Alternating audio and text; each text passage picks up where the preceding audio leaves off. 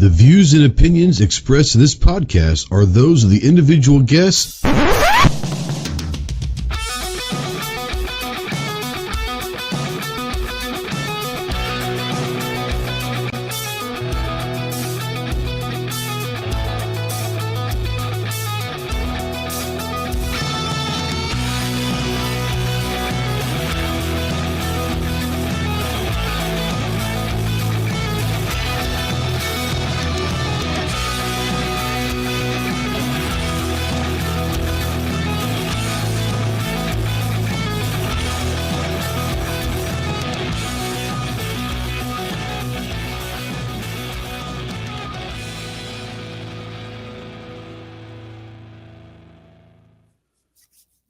What is going on, my Ghost Squad? Welcome to the Armed Citizen Podcast Live. This is episode number 316.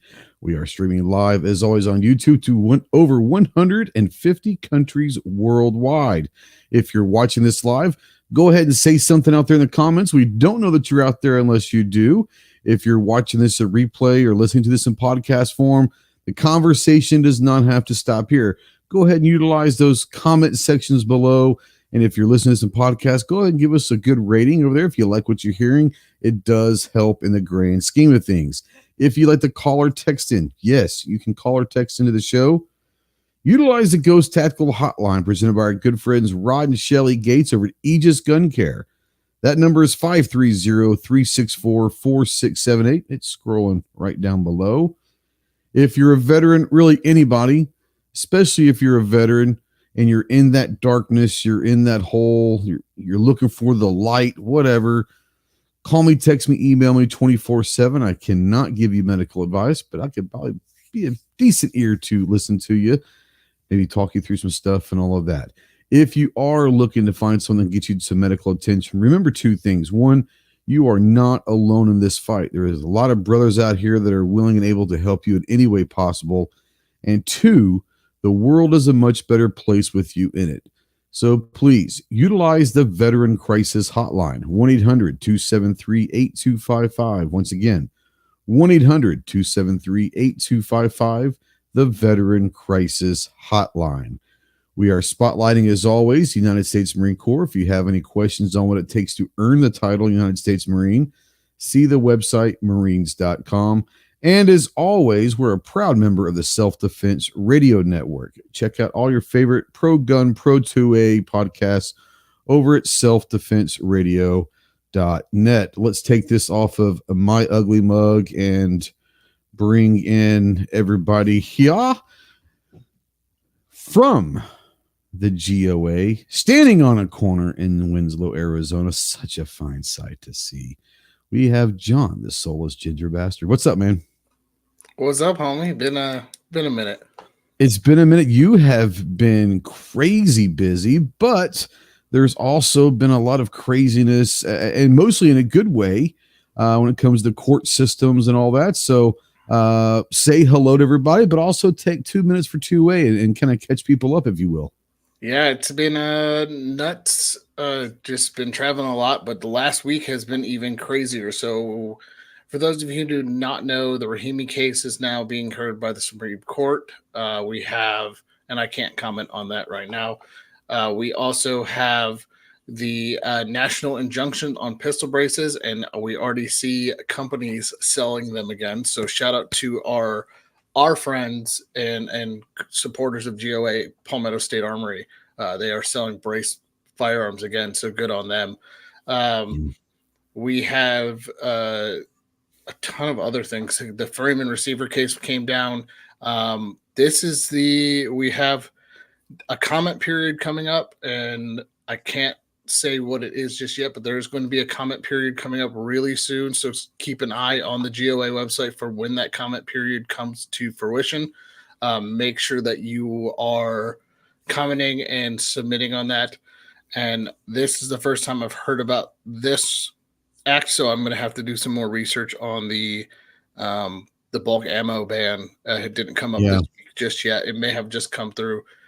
My guess is this is another attempt by the left to negotiate and try to get us to give an inch. We also have a number of other bills that are being proposed by the ATF and the Biden administration, including the private sales. I don't know the exact name of that bill, but it basically would turn you into an FFL. So just make sure that you are contacting your congressman. There's a form on GOA gunowners.org. Go there. It's 45 seconds to fill out the form, how to contact your congressman and your representatives. Let them know that you don't want this stuff to pass. The more of us going in there and commenting, the better off we are overall. And then on a side note, sometime tomorrow, go to the GOA Gun Owners YouTube page to see our interview with Ghost Tactical. So drops live tomorrow. Very good episode. I personally did not make any edits to it. I think it was great.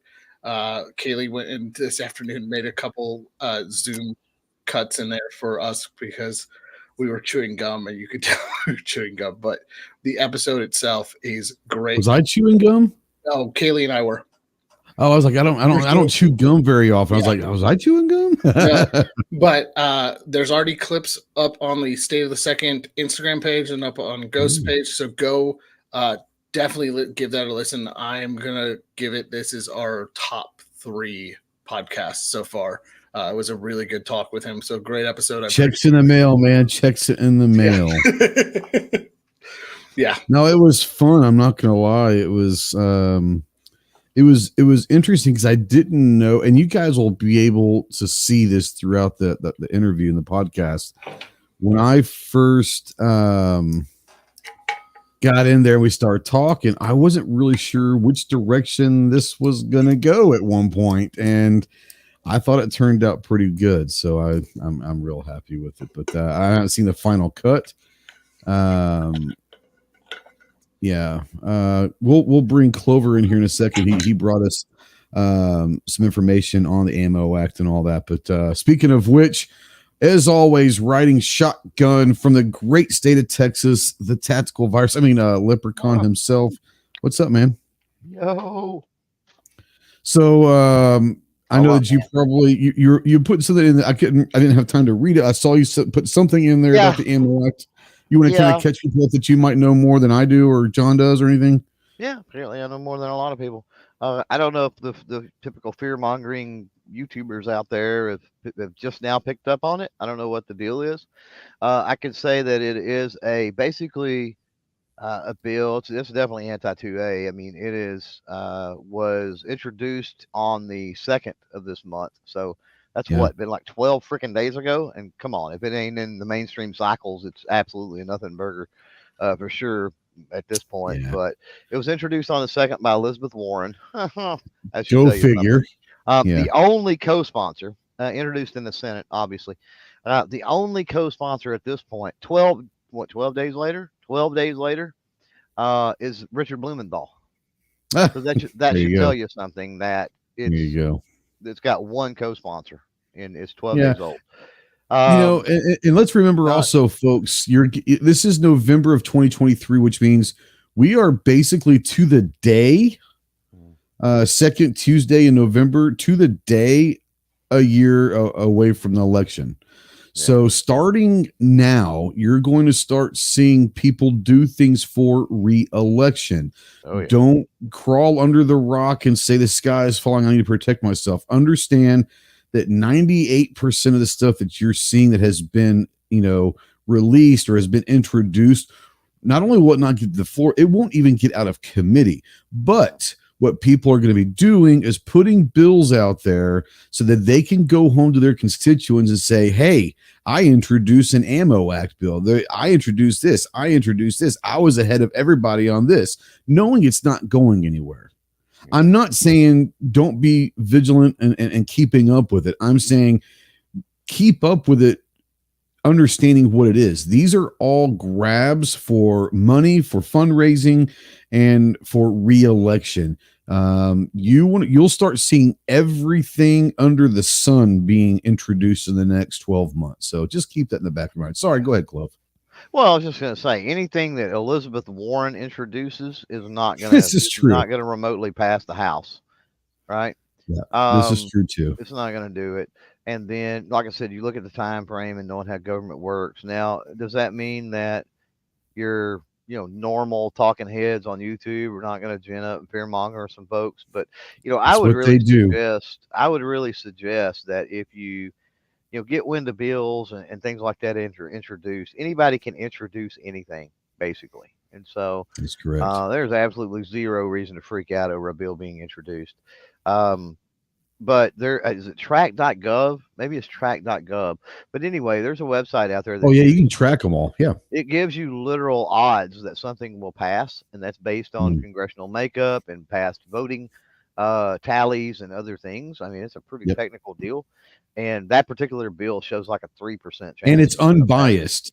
It's unbiased as well. Yeah, but it's a 3% chance that it passes. So that's not good. And we bring it to fear mongers, and it's going to ruffle some feathers. I don't really care. And I'm speaking to the people out there that get their information from people on YouTube, right? I will say this: be weary of the big channels that are the 2A information gurus of the internet. I'm not saying all of them. I know most of them. And I know who they are and what they do, and they don't particularly care about 2A.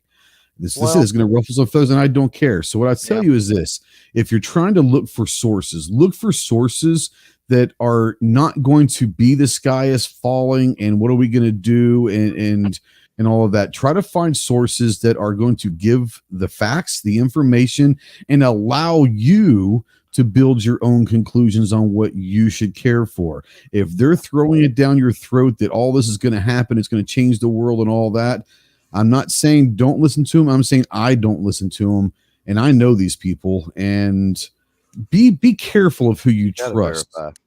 You got to verify, right? And it's a self-fulfilling prophecy for those that are just rank and file viewers out there, and there's nothing wrong with that.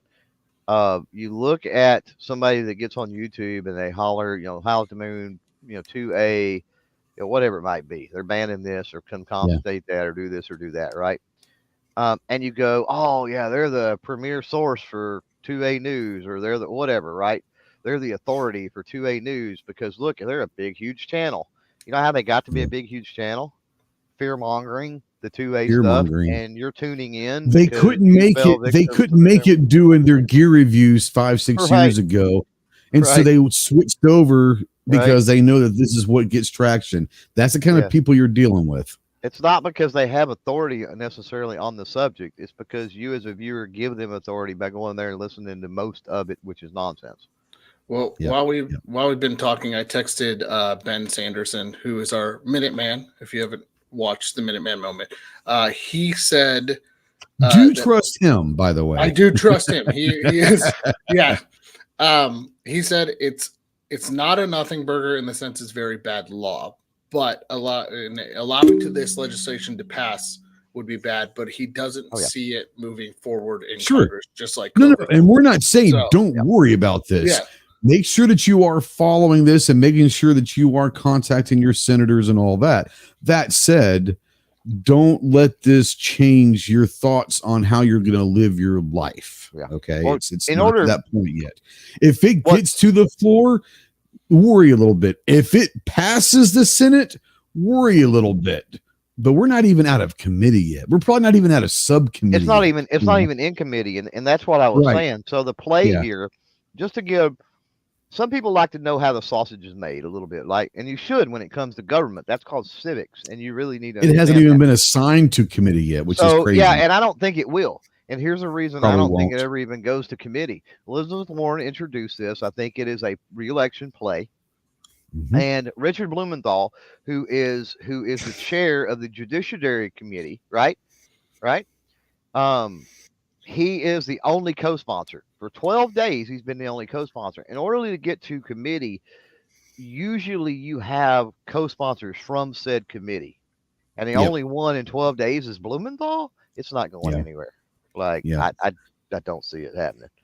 Even in the Senate, it's not going anywhere. It's certainly not going to go anywhere in the House. No. As much as I don't like giving Calaveras credit, he does say, Should we trust a jarhead, a ginger, and a virus? That's a fair question. Yeah, don't Probably trust not. me. I know Probably nothing. not. Yeah. More like a blood, but, it's okay. Yeah, real quick, let's go ahead and say hello to all of our channel members out there. We want to thank all of our YouTube channel members that decide for whatever reason they would like to be involved with supporting all of our projects and all that. We thank you very much. If you're interested in joining the YouTube memberships, there's a join button somewhere below the screen. Go ahead and check that out. But let's say hello, shout out all our channel members out there. We got Tactical Fuds out there. What's up, Buck? We missed Buck this weekend in Wanamaker, and hopefully he's feeling better. Let's see here. We got Wes, who we did see in Tulsa this weekend at Wanamaker. What's up, Wes? Trying to go down to the channel members here. Buck would have enjoyed that big time. He would have enjoyed this weekend for sure. Gary's out there. Gizzard Gary's out there.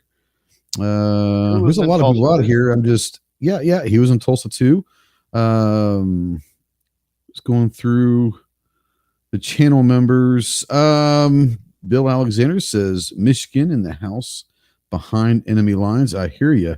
I want to say hello to Kyle out there. He says hashtag Pony Express 2024. Kyle is from Anderson. He's usually on the channels quite a bit, but he's feeling under the weather. I think he went to a football game this weekend and caught something probably. That said, talk back and forth with Kyle earlier today. John and I were talking about it a little bit. Clover and I were talking a little bit about it today. Apparently, I want to say congratulations to all the Ghost Squad out there, and I want to double down now. We're doubling down on hashtag Pony Express 2024. Mr. Anderson stopped by Kyle's office and was asking him, "Hey, what's up with this Pony Express I hear about?" So Carl Anderson, Mr. Anderson himself, has heard of the grassroots Pony Express 2024 and was talking with Kyle on what it is. And when Kyle explained it to him, these are the words from Kyle. He didn't say no. So we are doubling down. So what we are asking is, I'm going to let Ginger talk about it real quick, but I do want to put it out there, either on Facebook or on Instagram. Any and all posts from Anderson Manufacturing, make a comment, hashtag Pony Express 2024. John, explain to us what the grassroots initiative is for the Pony Express. So hashtag Pony Express 2024 is our grassroots effort to get Anderson Manufacturing to release a double barrel side-by-side shotgun, coach gun style shotgun. We have been working on this since March, and it is time to, now that it's on Mr. Anderson's desk, it is time to double down and get a hold of Anderson and let them know that we want the Pony Express, especially with the hammers with the Anderson logo on them. With the pony on there. Heck yeah. Absolutely. We're going to talk real quick about Tulsa, the Wanamaker Tulsa Arms Show, the largest gun show in the world. Sykes says he told his wife Saturday night, I am going to Tulsa next year. She said she'll think about it. That sounds about right. What I will tell you is, if you're not familiar with Wanamaker Tulsa Arms Show, once again, it's the largest gun show in the world. Over 4,000 tables, about 25,000 people. It's 11 acres under one building. Literally the largest gun show in the world. If you're just a fan of firearms, you're going to be able to go there and see things that you never thought you'd be able to see at a gun show. You'll see stuff that's, we saw $1 million sale 4, 5, 6 years ago. I mean, it's one of those things where it's a bucket list thing. Whether you plan on going to buy or not, it is worth the $10 to get in there to just look around and see some guns that are unicorn guns for most people. You'll never see them anywhere else again. It's truly, truly, truly amazing. We had a great time this weekend.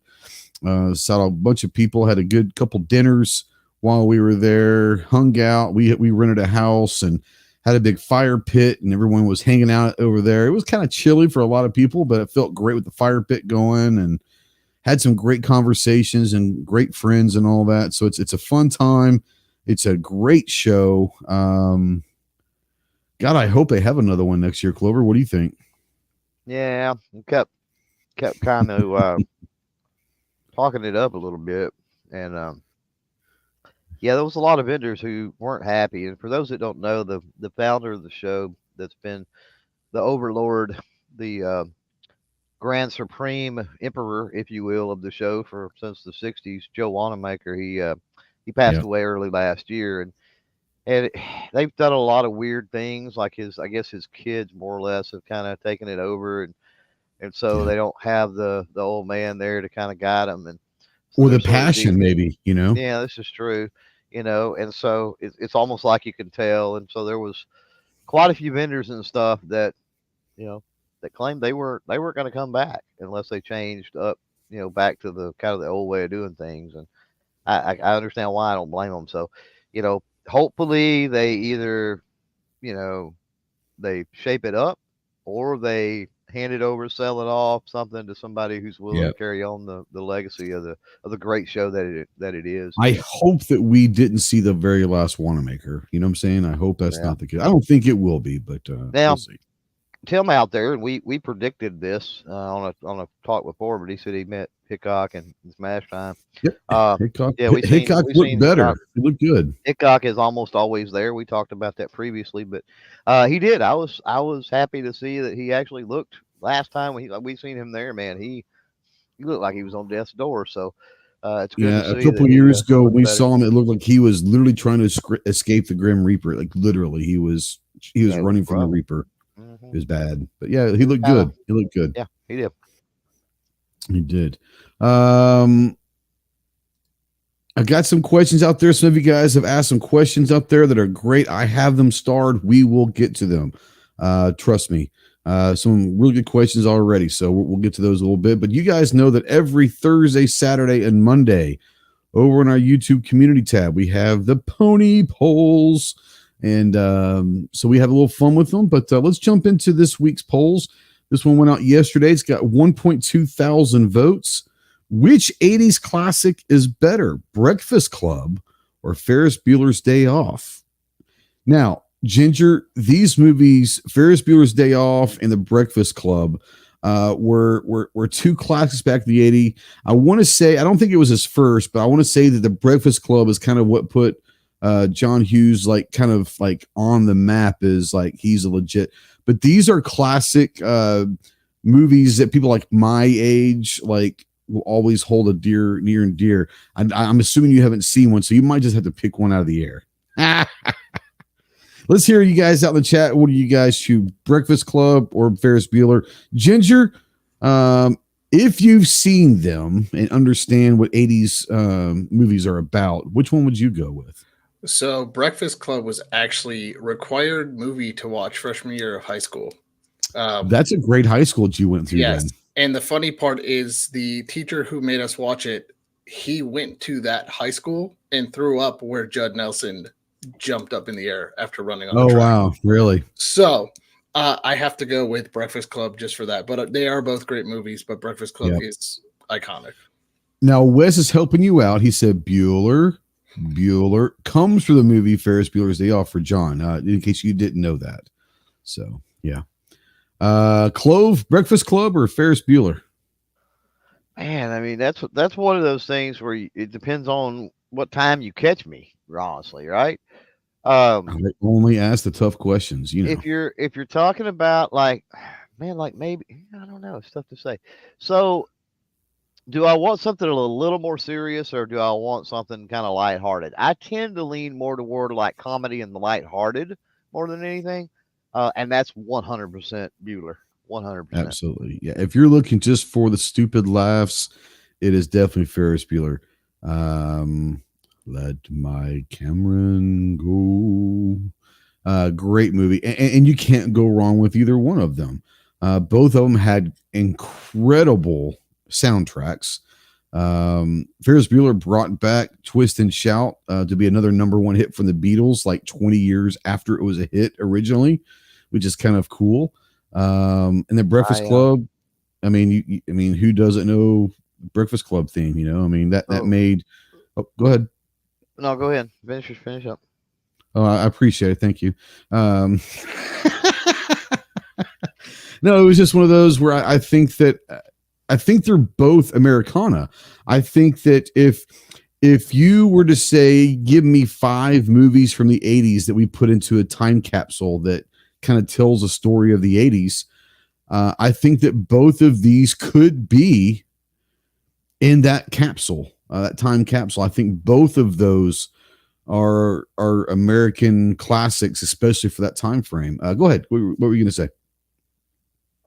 Well, first of all, apparently my timing's off, but I'm not feeling well, so that may be why. No, I watched something the other day. It's interesting you put out this poll question because I was watching the other day. It was, and I forgot which channel, but YouTube, in their infinite wisdom of recommending things, and it was kind of a things you didn't know about Ferris Bueller type video or something, and it was screenshotting or whatever, screen pausing the scenes from in his room and his computer, his stereo, his keyboard, and all of this stuff, Sure. and going like, how rich is his parents? Because holy crap, like his computer back then would be like $47,000. His keyboard would be like 18 grand. Is and he's got like $250,000 worth of stuff in his bedroom. And he had like the synthesizer machine that like. Who had that in real life? That was the most popular for bands back, like major bands, like Depeche Mode. Major, like not some kid in Chicago, like major bands back in that era were using that. And I forget the model or whatever, but major bands, yeah, to make coughing noises, right? Exactly. Now, here's the thing, though: how many of us try to make that same, oh, hello, I'm sorry, I can't come. We all did that after that. We all wanted to be Ferris Bueller when that came out. Like, hell yeah. 1.2 thousand votes, 59% say Ferris Bueller, 41 say Breakfast Club. I personally would choose a Breakfast Club, but I love both of them, and I can't be mad at any of the results. So, Ferris Bueller gets 59% of the votes. Next vote, over 2,000 votes. Since it's November, we always kind of do some food stuff for Thanksgiving. This week's was, which is better, mac and cheese or green bean casserole? Clover, mac and cheese or green bean casserole? Mac and cheese. I'm okay with green beans, but I'm not a fan of green bean casserole. So, see, I'm the opposite. I'm not a big fan of green beans, but I love me some green bean casserole. Yeah, green beans. But I was raised on good green beans with, a lot of bacon and bacon fat and butter and seasonings and other stuff in it. So basically it was green beans that didn't taste like green beans at that point. Well, you still got a little bit of the green bean, I guess, flavor, right? A little bit. No, I hear you. But I mean, are they green beans when you smother them in a casserole with a bunch of other stuff too? Like that's what I said. I don't like green beans, so it depends. Like green bean casserole. And it depends on the mac and cheese. Are you talking about, you're over somebody's house and they literally, it's like for Thanksgiving out of a box. For Thanksgiving, it's got to be homemade mac and cheese. For Thanksgiving, it's got with like fresh cheese and bacon bits in them and that sort of stuff. Like, good stuff. Like homemade shells and cheese. My aunt, and where she gets the shells, but she gets shells, and it's not like your boxed shells. They're probably 7 or 8 times larger. The shells are. They're huge. She might make them herself. You never know. And oh man, it's so good. She used like a white cheddar and then a couple other things and bacon, and it's banging. Yeah, it looks like the chat out there is definitely going with mac and cheese. Sykes says pumpkin or sweet potato pie. Stand by for this weekend's polls. That something like that might come up. Ginger, mac and cheese or green bean casserole, my man? I'm with you. Only at Thanksgiving I would eat green bean casserole, but if the mac and cheese is done right, and I've had bad mac and cheese in the day. Oh, you can screw up a mac and cheese, that's for sure. Yes, if Aunt Susie decides to experiment with her mac and cheese that year, you have that family member who does it. Now, if it's done right, it's the mac and cheese all day. Sure. But, yep. And here's the thing about mac and cheese. I literally will eat green bean casserole. I'm not going to say one day because Thanksgiving for me lasts about 3 or 4 days with food, right? So it's over a 3 or 4 day weekend. I'll eat that until it's gone. But mac and cheese I'll eat year round. So I think I enjoy green bean casserole more, maybe because I only have it that one time a year. So I look forward to it. Now, I don't know why we don't make it. We could make it anytime we want, but we only make it for Thanksgiving. And so I look forward to it. So yeah, maybe it's that. Who knows? Let's see here. Over 2,000 votes. 81% say mac and cheese. So green bean casserole, 19% getting very little love. But honestly, I was surprised at the margin of victory, but I figured mac and cheese would win. But yeah, 81-19. Our last poll for the week's got well over 2,000 votes. Kind of piggybacking off of last week's conversation. Which one? Real simple. Night vision or thermal? And we'll start with Ginger on this one. Night vision or thermal? Seeing that I've just played with both like 2 weeks ago in Tennessee, I might have to go with night vision. They're both dope. They're both fun, but night vision is just got looking up at the stars through night vision is a totally different experience. It is.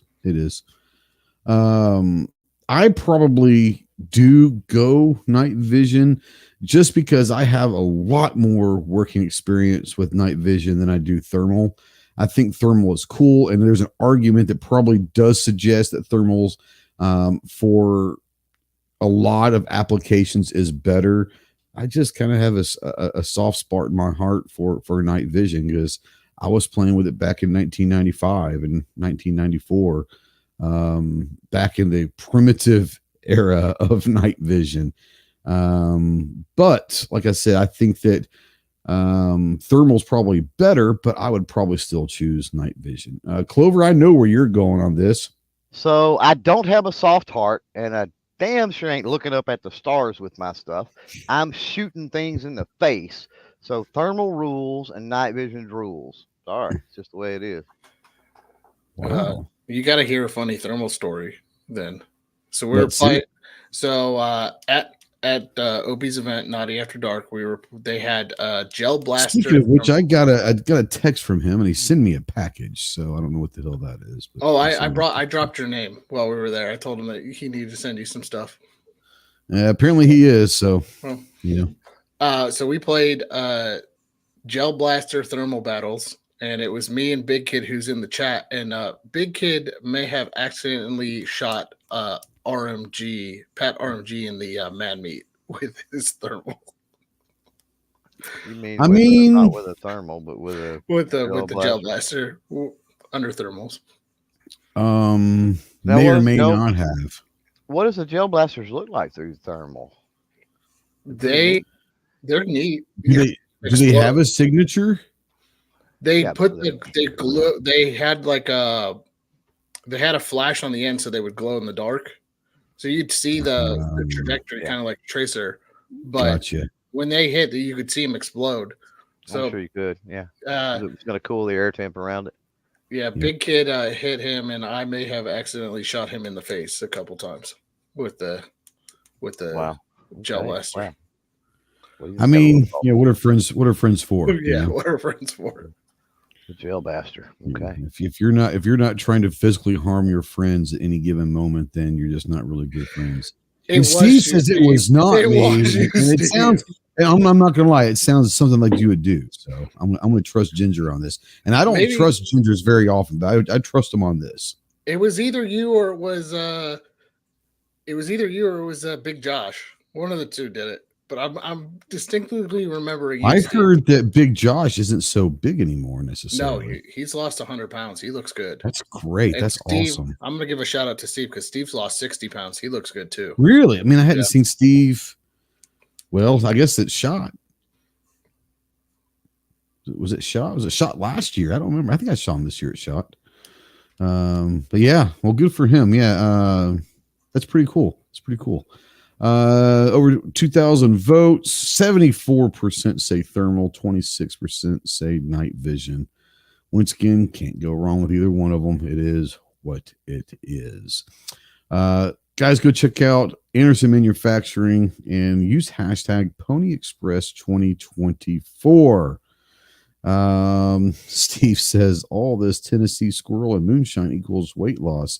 Well, if all you had to rely on eating and drinking was squirrel and moonshine, yeah, you probably would lose a bunch of weight.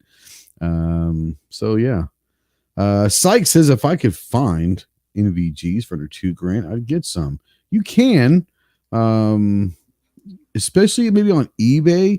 But here's the problem: if someone's selling theirs on eBay, it's hard to just make sure you have something that will say, "Hey, you got 10 days to return or whatever," because you never know really what you're getting on eBay. But especially some of that kind of technology, you never know. Real quick, Steel Industries at the event, and I think on their website, is selling helmet, single tube, and the mount for $3,200. So it's $1,200 more than what you're looking for, but it's still a good deal for everything. But you're getting the helmet and the mount as well. Yeah. We talked a little bit about it last week on the show when we were talking thermal versus night vision. And I'm not saying go in and get one, but if you've never really messed around with night vision and don't even really understand kind of the concept of night vision or whatever, for a couple $100, you can go get some of these digital night vision stuff, and they're not going to be awesome, but they're going to give you an idea. And then you can decide on what you want. But if you've already kind of experienced what night vision is and you want to get it, that's just part of it, man. You're going to spend some money. I mean, that's just what it is. You're going to spend some money for a good thermal. You're going to spend some money for good night vision as well. Go ahead. Not knowing where he's at, I highly recommend that if he wants to try it out, go out to Opie's event next year. I think it's the 25th and 26th in Tennessee. Over in East Tennessee. So, yeah. For sure. I was talking with Opie last week, and I'm definitely going to try to make it this next year. I don't remember. I had something going on. I was somewhere I can't remember where I was. I was somewhere. He's in Mississippi. Hell, yeah, you should make it up to East Tennessee. It's not a problem for you. But yeah, so we're gonna discuss what we tried to discuss last week until I went off down a rabbit hole, which turned out to be a fantastic conversation on, night vision versus thermal. But that was not the intended discussion. It just kind of went down that route. But it was a great conversation. Go check that. If you're wanting to know anything and listen to us talking about night vision versus thermal, great conversation. But what we're going to discuss tonight is the shit hits the fan, Red Dawn scenario, what we were going to be doing, how we're going to prep for those types of scenarios. And let's be honest, guys, this is a halfway serious, but it is more serious than we probably thought it would be. I am not in the strain of the thought process that there's going to be Koreans or Russians parachuting into the U.S. because we'll shoot their asses down. It's not going to be that. What it's going to be is sleeper cells that have been here for 10 years that have been activated from wherever they're being activated from. Or there's going to be a legitimate civil war. And I think the civil war that we would be looking at this time is not North versus South. This is neighborhood versus neighborhood. This is an ideological, within the cities, there could be a civil war within a town. It's not going to be just the Mason-Dixon line saying, hey, everything above this is for this. Everything. This is going to be a weird thing.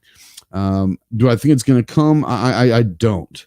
But I'll tell you what, it's getting closer now than it's ever been in my lifetime, to thinking, man, this country's really screwed up right now.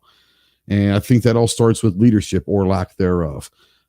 Say what you want to about Trump and all the people, the leadership we have right now. President Biden is not a leader. President Biden is not good for this country. And I'm not saying who's going to be good for this country, but it can't get any worse. I've never seen a country more divided than it is right now. That being said, in the fun scenario, not really fun, but it's a fun discussion of a a shit hits the fan, a red dawn, a zombie apocalypse, something that's going to happen where it's going to basically take all rules and laws, throw them out the window. It's going to be a survival type situation, every man for themselves, survival of the fittest, and all of that. It's kind of fun because, you know, what I talk about is, you know, there are certain things that we're doing in life to begin with. It's not for that apocalyptic scenario, but thank God we're doing it now just in case it is. You know, some people do set their houses up. They do have certain things. They do collect certain items over time. And if it does happen, it happens. But I want to bring Ginger in here. And before we kind of jump really deep, I'm going to sit there and say, okay, so you hear Red Dawn scenario, shit hits the fan scenario, zombie apocalypse scenario, all of these scenarios where it's just survival, right? A survival situation. Are you bugging out or are you bugging in at this point in your life? It depends on what it is. Being in Phoenix, it's kind of hard to, there's no good way out. We are kind of screwed here. And I've talked to a couple of people. I mean, if I go east, it's desert. If I go north, it's mountains. And it all depends on what happens. Currently, right now, my planning is to bug in and stay in place until we can get something figured out. Because bugging out is most likely not an option to start.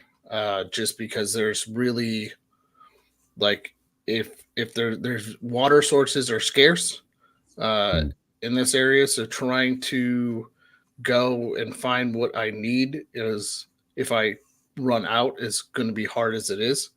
Luckily, I have a small lake right down the street, so I have the ability to get water if need be. Now it's open and all that fun stuff, but there's really no way to get out of Phoenix safely without running into issues, either be it gas issues on the way out of town, going up the mountains, trying to go east is kind of a problem. So there's that. I mean, that's really my thought process, is to bug in at this point. Now, in Ohio, it was easy because we knew all the woods and everything. So you bug out and find your spot and kind of chill. But yeah, Steve is right. Well, there comes a point in time where survival is survival. So there are ways to handle bad water if you have to, you know. Yeah. You know, we talked a couple weeks ago, Clover, it was here, and I think he said he would bug in, but let's just remind people those situations. Are you bugging in or bugging out, Clove? Oh yeah, definitely a bug in. Yeah. I mean, there may be some scavenging, there may be some going out to make trouble or cause trouble or something, but for the most part, they can, Yeah, I mean, you're gonna have to go and scavenge. You're gonna have to go and find water. Maybe you may even have to go find some kind of a food source. But by bugging in, it means you're gonna have your HQ, you know, where you are. Bugging out means you're gonna go find an HQ, and some people, you know, like John, when you might be geographically, you know, strapped to find a good location to go to. So you might be forced to bug in, or you may live in in a neighborhood or something that it's not a very good place to be around these scenarios. So you might bug out just to find a safer places. I think a lot of what people think of bug in and bug out is really going to depend on where you live, how well you know your geographical location, what advantages or disadvantages that the geography of your area that you live are going to offer. If you like John said, if you live in the desert, that's brutal. I mean, that's brutal. If you live where I live in the hills, we got everything, and that helps. I'm going to go and bring up some of these questions that were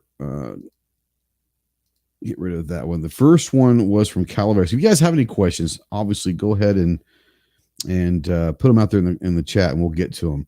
This is before the show started. Calaveras says, would communication such as ham or GMRS be part of an SHTF? 100%. Now, remind you that, GMRS is good if you're talking about local, like pretty close communication with people, friends, family, whatever. Ham is going to be a much more powerful radio. Now, that said, both are going to require a license to use in general. So I'm never going to say scenario, right? That's what I'm saying. Up into that scenario, but understand this: even in a normal situation, anytime that you are in an emergency, you are able to use those frequencies to call a distress out, find emergencies. I mean, you can use them under emergency situations without being penalized, fined, whatever. Now, what we're talking about is a Red Dawn apocalypse type scenario where, let's just be honest, by that time, there are no laws in the land. There is no monetization. There is no monetary system left anymore. The government is probably fallen. It's every man for themselves. So yes, if you have a ham radio, that is going to be a phenomenal way to communicate with other people for sure. Go ahead. Probably worth getting a license though. And I'm not saying nuts. I'm just saying, yeah. The reason I say that is so you order you a ham radio off of Amazon or whatever, right? And you don't understand how it works, and you don't understand frequencies, and you don't know the etiquette of making calls and talking of how to talk. Absolutely, right? Yeah. And so it is a thing. taking the course, going through the study material, and taking the course is going to familiarize you with how to do that. And so it may be worth doing that just to get the education on it. Yeah, go ahead, John. I mean, I take my Baofeng with me every time we go out towards the desert or anything in case of an emergency situation like that, because I know that'll still work where my cell service is spotty as all get up. Yep.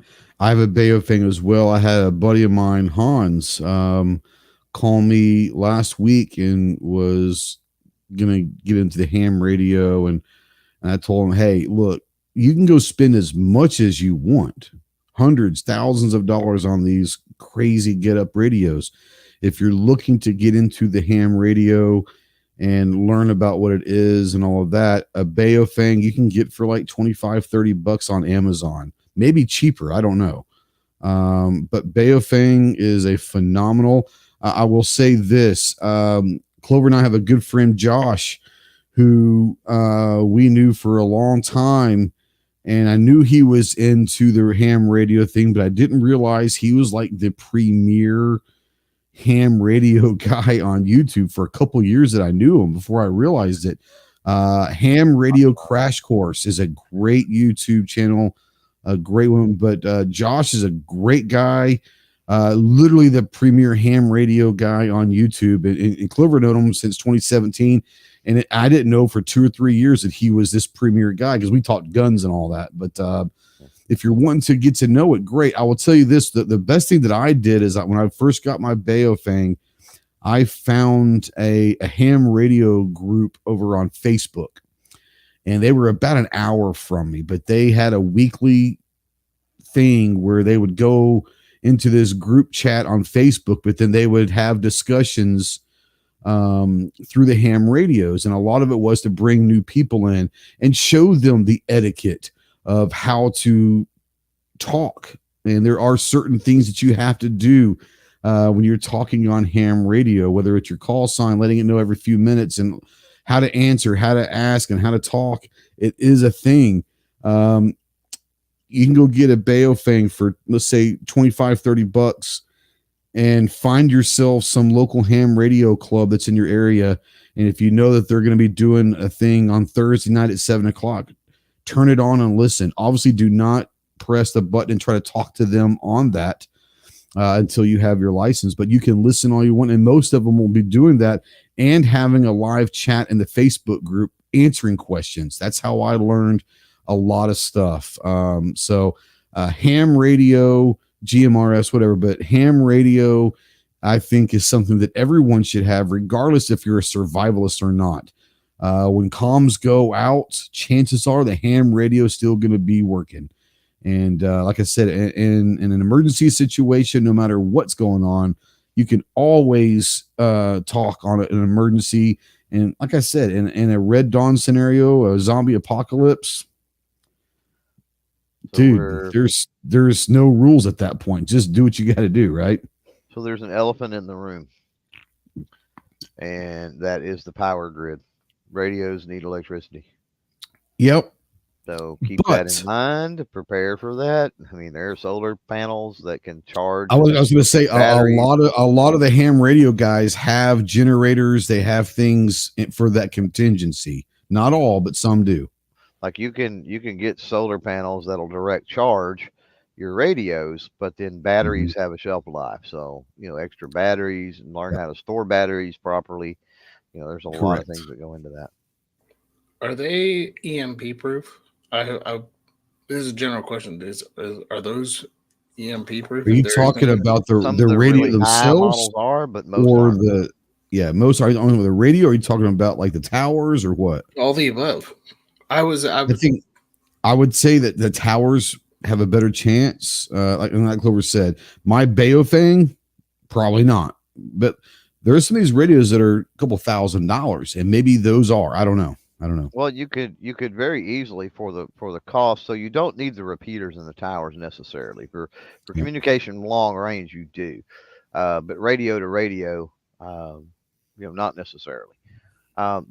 So my suggestion would be, again, it gets into when you're looking at the accessories you would need for that situation: solar panel, extra batteries, blah blah blah. Faraday bags are super reasonable, and Baofengs are super cheap.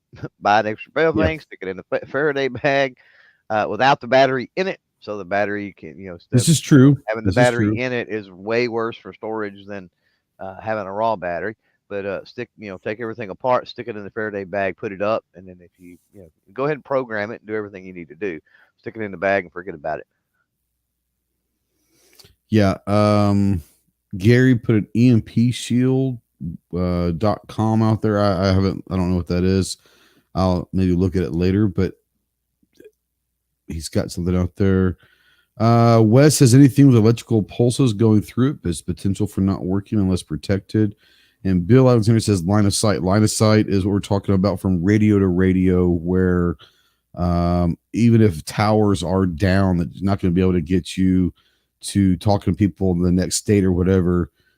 Those radios, if they can turn on and function, and you should be able to talk to someone pretty close. And let's be honest, in that kind of scenario, you're probably only going to be talking with people that are relatively close, if anyone. So just remember that. But more importantly, if you do get a ham radio, whether or not you decide to get a license and actually utilize it and use it yourself, you might want to, the biggest thing that this is what me and Hans were talking about for about half an hour is programming it. There's a free software called Chirp. That's what I use. I'm sure there's a bunch of them.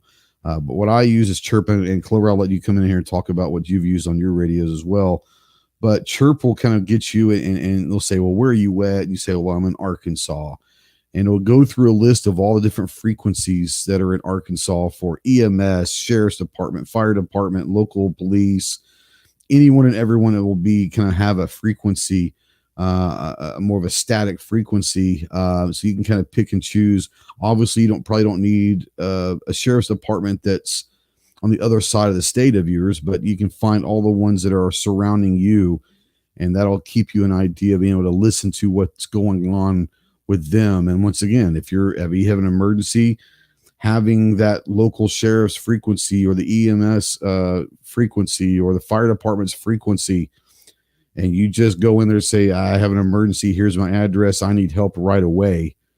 It's great. But yeah, Tim says chirp's like a spreadsheet. It is. It'll kind of give you this stuff, and it'll program your radio for you with those frequencies if you want, or you can program them yourself, however you want to do it. But Chirp is it's a free software. That's what I use. It's pretty simple. Clove, did you use any software to help program your radio at all?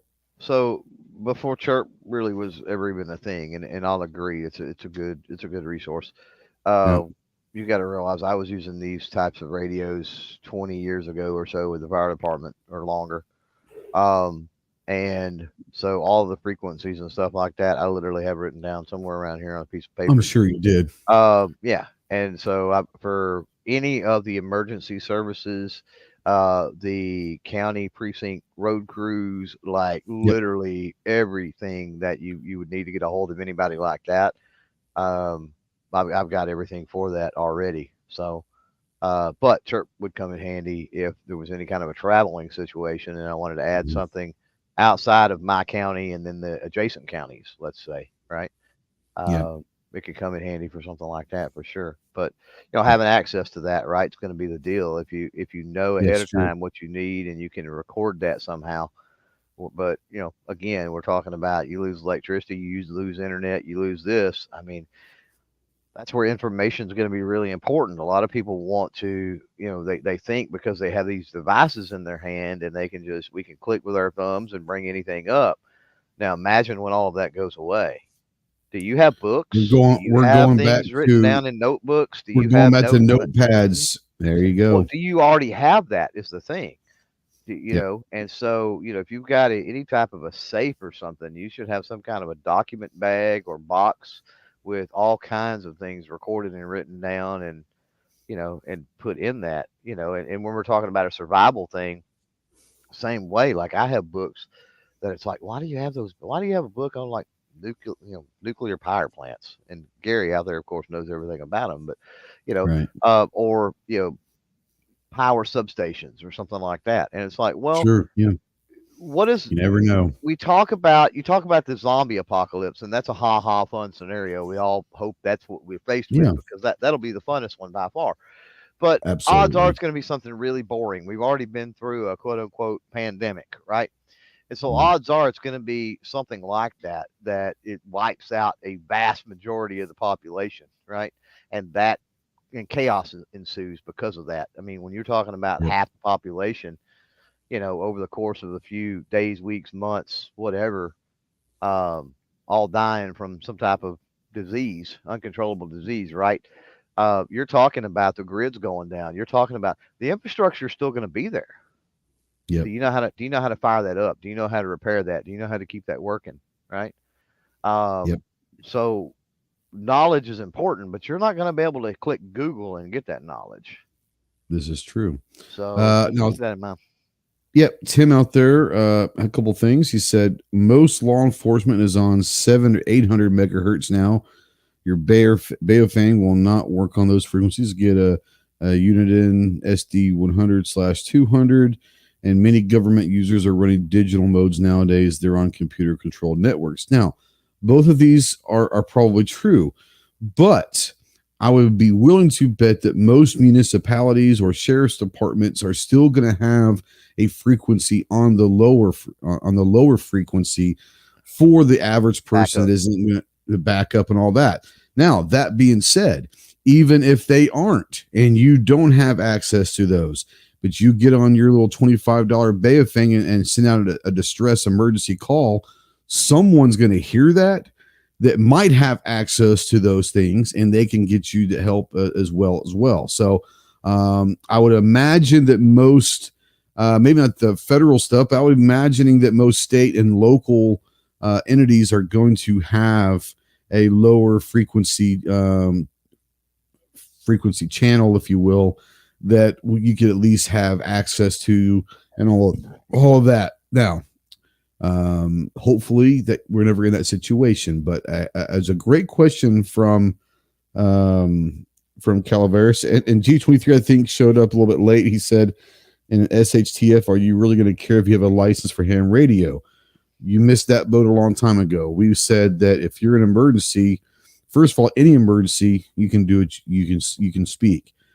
When you start talking about these crazy scenarios, no one cares. There isn't going to be a government probably. So no, So no, it is important. Go ahead. I've got, from back when I was on the fire department, and it still works. I've got a Motorola. I don't know what model. A very nice Motorola handheld, Mhm. and um, we could opt to buy those and pay them out or whatever, and own Sure. them ourselves, which I did, right? And then we had volunteers, of course, that they just were on loan, and if they quit, they come back. And there's one Mhm. reason that I did that with mine. And so I actually have extra batteries. I fire it up every now and then. Now I don't, you'll key it up and talk to the sheriff's department on it or anything like that. But with my ties with the local fire department, every now and then, I will jump on that channel ever so Mhm. rarely. And usually if it's, um, uh, buddy of mine that's still on the department or something like that, and you basically get permission and just back and forth, just real quick, maybe for a couple of minutes, just to make Yeah. sure everything's working, verify it, right?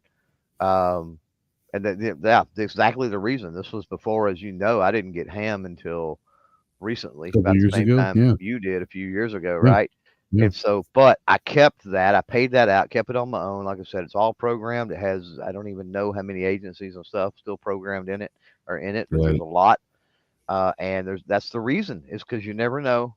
And as Mhm. G23 pointed out, as we talked about, yeah, I mean, I can't really pick that thing up and go to talking on it on various channels because that's, yeah, you're messing with emergency, whatever personnel and agencies that way. But if we're in a bad emergency, if the world's falling apart and stuff like that, it don't matter. It's communication, and that's at the end of the day, that's all it's going to matter. Yep. Ginger, have you kind of ever thought about the ham radio thing, or is this something that doesn't really you never really thought much about? So I bought a Bayo thing in 2021 just to have, and Mhm. I've been meaning to take the class to actually do it. But I take it, I have a little sheet with all the frequencies where I'm going. I put it in a Mhm. waterproof little baggie, throw it in the backpack, throw the bail thing in the backpack. And because we go camping or overlanding, there's no signal most of the time or very Right. little signal. So I just have it in case something happens and I can hit the frequent, just start hitting Absolutely. buttons. And so, like you said, somebody will hear it and Yep. go, that So, person's not supposed to be here. Yep. we're talking here about two-way communication. Mhm. Another important thing I think is transistor radio, Yep. especially with weather function. Um, Realize again, you've got your phone, so you've got all this information at your fingertips. In a bad scenario, radio stations and they're long forgotten, a lot of them, and particularly AM, I think would be the most Yes. beneficial in that situation. But um, it's it's possible you have radio stations that will be in a situation like that that would relay very important information. So at least you can get news and get kind of up to date and know what's going on. And if nothing else, be able to get weather because whether you're bugging in or bugging out, weather's going to be really important. In Absolutely. that type of situation, you need to know: is a cold snap coming? Is it that way? Whatever. That way you can Is there going to prepare be for that. rain that we can maybe collect some water with if we're prepared? All Exactly. You can sorts put of some stuff. oh, big rainstorm coming, tomorrow night. Set Well, my get tarp some up and tarps out. collect in some. Yep. Yep. Absolutely. Yep. 100%. Get some tarps out, right? Yeah, exactly. Or Yep. hey, we're looking at a freeze tonight. Well, maybe you get your plants covered up that your pepper plants or your whatever, because Yep. again, you're not going to have access to that on your phone just whenever you need it.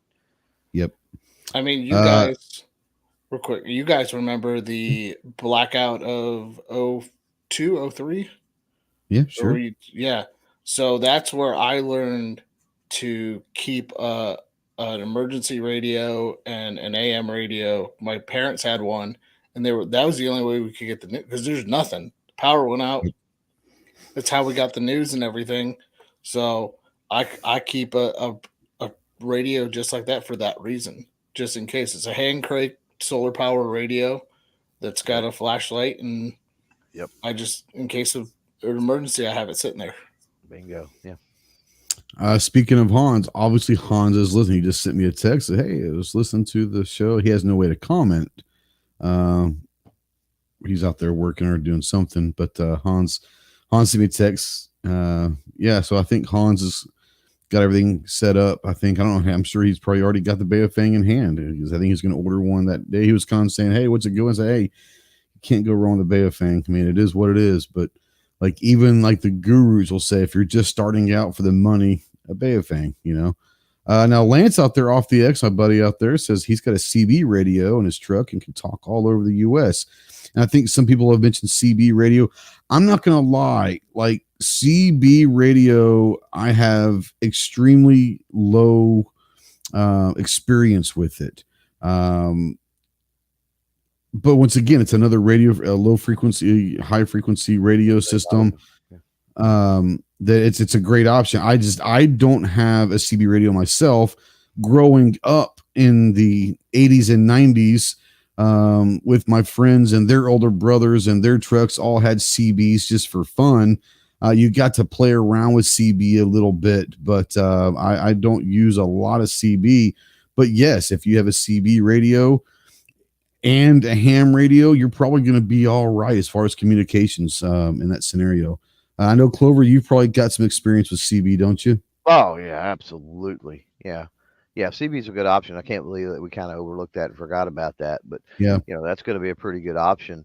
Um, I'll tell you, if your family and it's a situation like for around here, we've got family that lives within, well, I mean, on the property here, you got quite a few family members or whatever. But even if you branch out a little bit, you're talking maybe 5 to 8 miles, something like that, and even little walkie-talkie sets mm, um, that can get out. Some of those can get out, 10 to 15 miles, even some of those.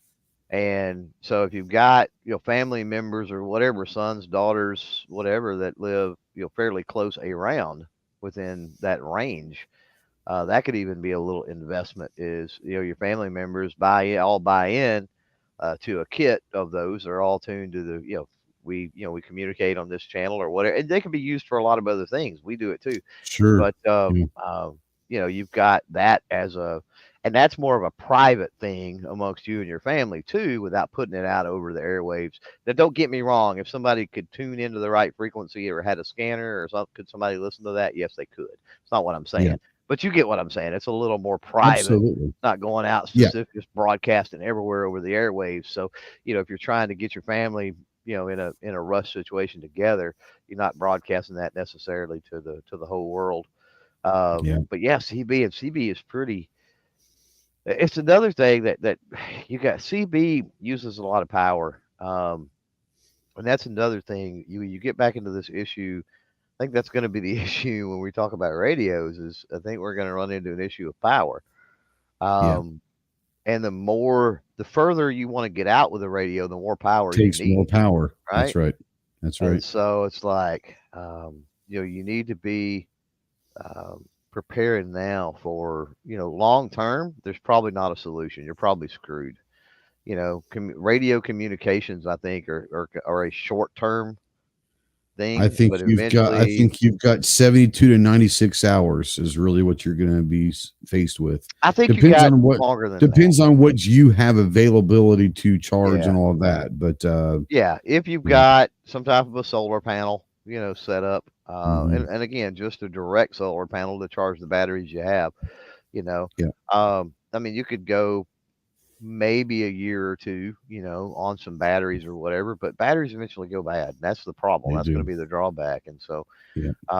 if it's a long term scenario that lasts, 5, 10 years, the rest of your life, depending on how apocalyptic it is, right? I mean, it completely changes the landscape of the planet Earth. Um, you're going to have to learn to live without electricity, probably. Yeah. Like, again, unless you are like John. Now, if you're like John and it's a situation where, a bunch of people have died off from disease or whatever, and John co-ops his neighborhood to get down to the local power transfer plant, and they learn how to get it back up and repair the lines, and it could be, they could create their own community or something like that. Maybe you get some generators, right? Maybe coal powered or Mm-hmm. Something like that would power. There's all kinds of ways to create energy to then turn into electricity. Um, but it's going to be rudimentary. You know what I mean? It's going to be back like But the at that early point, days, very early days of having electricity. but here's the thing: rudimentary at that point is incredibly high tech, Yeah, right? but it's also going to take a community, like the whole Yep. adage, it takes a village, right?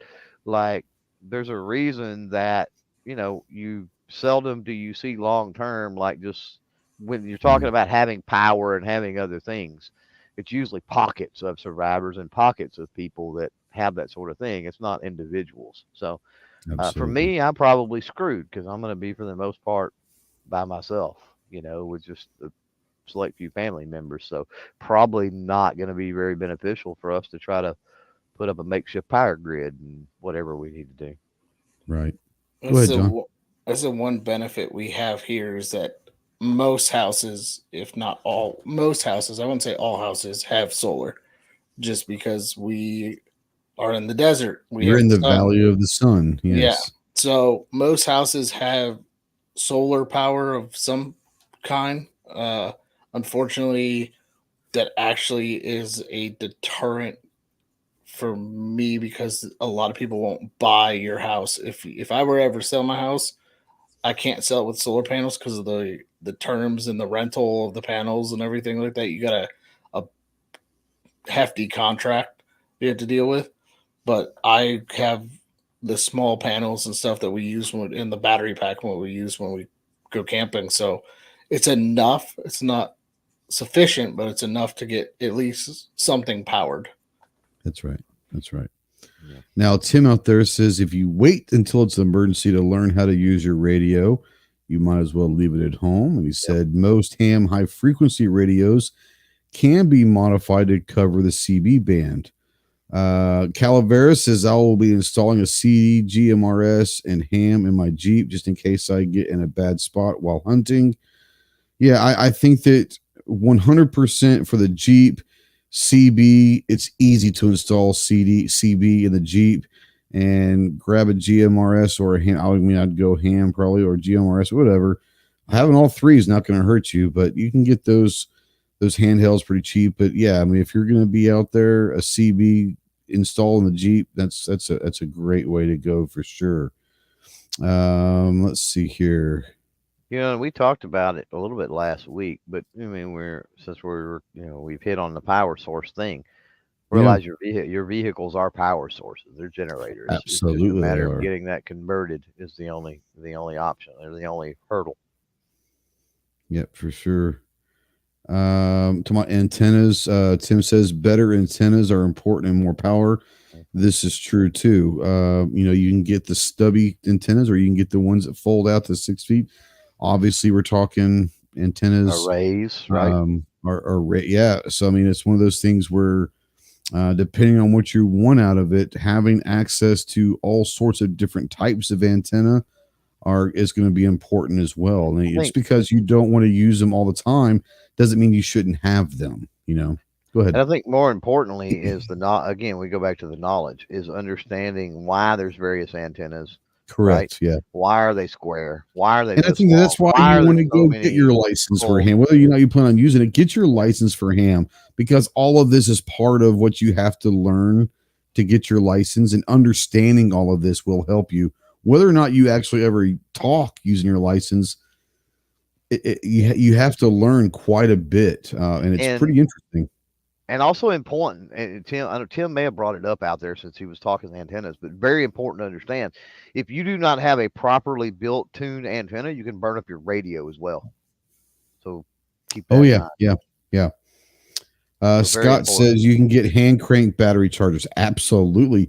You can get hand crank flashlights still probably somewhere. I think I see them at Walmart still.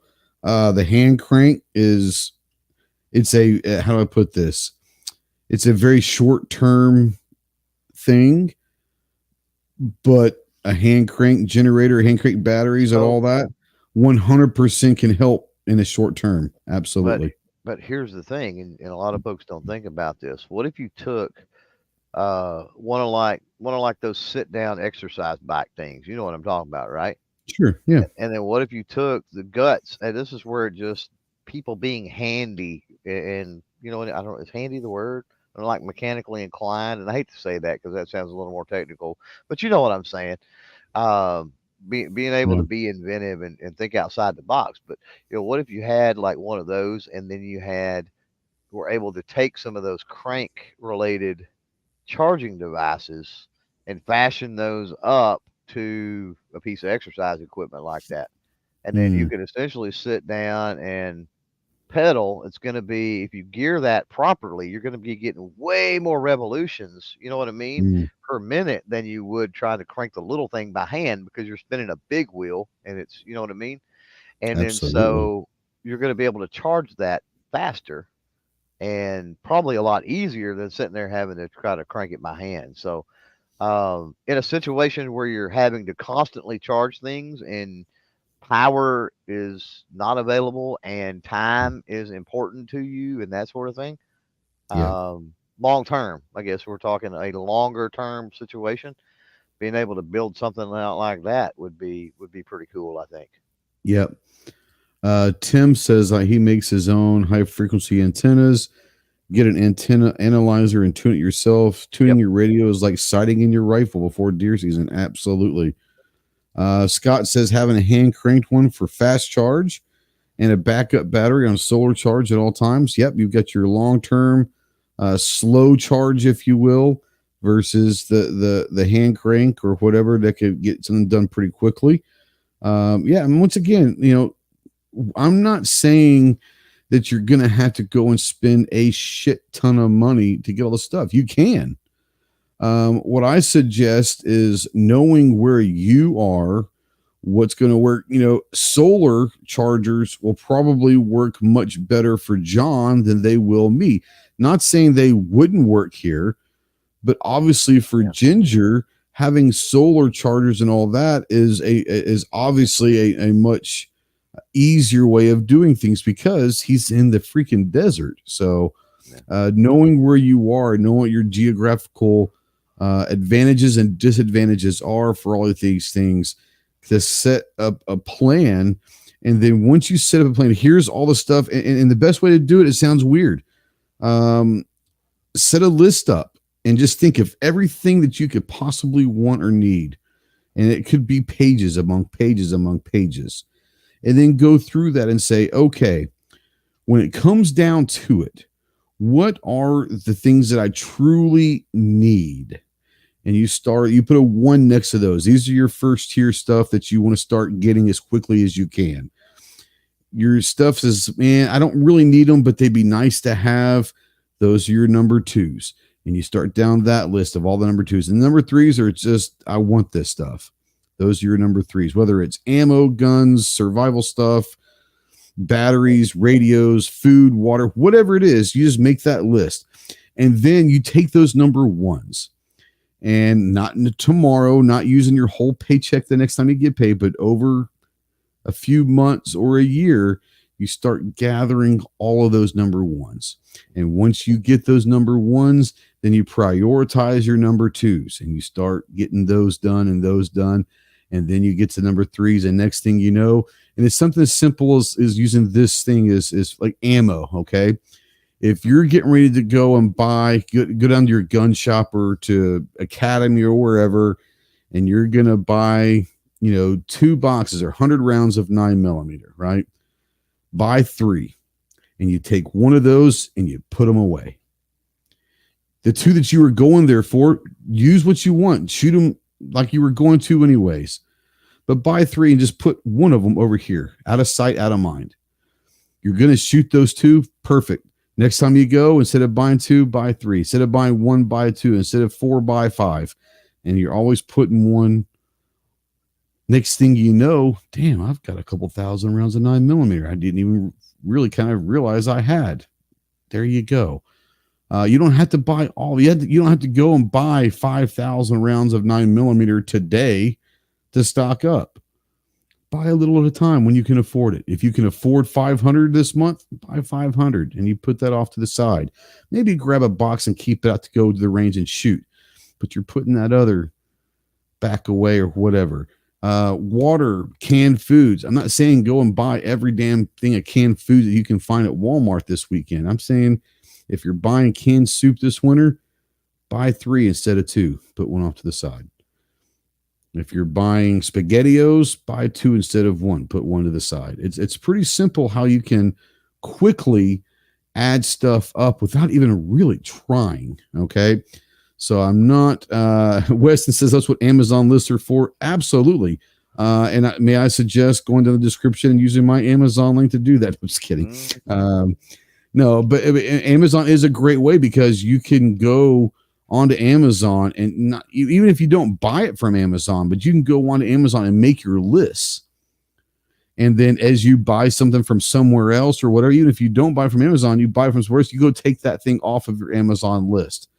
And the next thing you know is like, okay, here's my tier 1, my tier 2, my tier 3 priority list. Man, I've got everything on tier 1. My tier 1's wiped out. Fantastic. Now let's move on to tier 2. Now let's move on to tier 3 or whatever. Being supplied doesn't mean you have to go and spend a ton of money at once. Spend a little bit over time and you can get there. Understanding that there are certain things that you must have. There are certain things that you might need, and there are things that you want. 3 different lists. Clover, you were going to say something earlier. I saw you take the mute off. Go ahead. Well, first I was laughing because you said you got to prioritize your 1s and 2s, and I'm thinking, yeah, you really got to do that for sure. I mean, yes, you do. That's a given. Like where you're going to go to the bathroom in the apocalypse is very important. So, no, I mean, getting back to it, you went off. I'm gonna come back around just for a second because one thing we've overlooked, and I've really been looking into it lately, and for a lot of folks that maybe don't get a whole lot of sun. Usually, if you don't get a whole lot of sun, you probably do get some wind. And some of the wind turbine stuff nowadays is very affordable and very efficient if you have wind, right?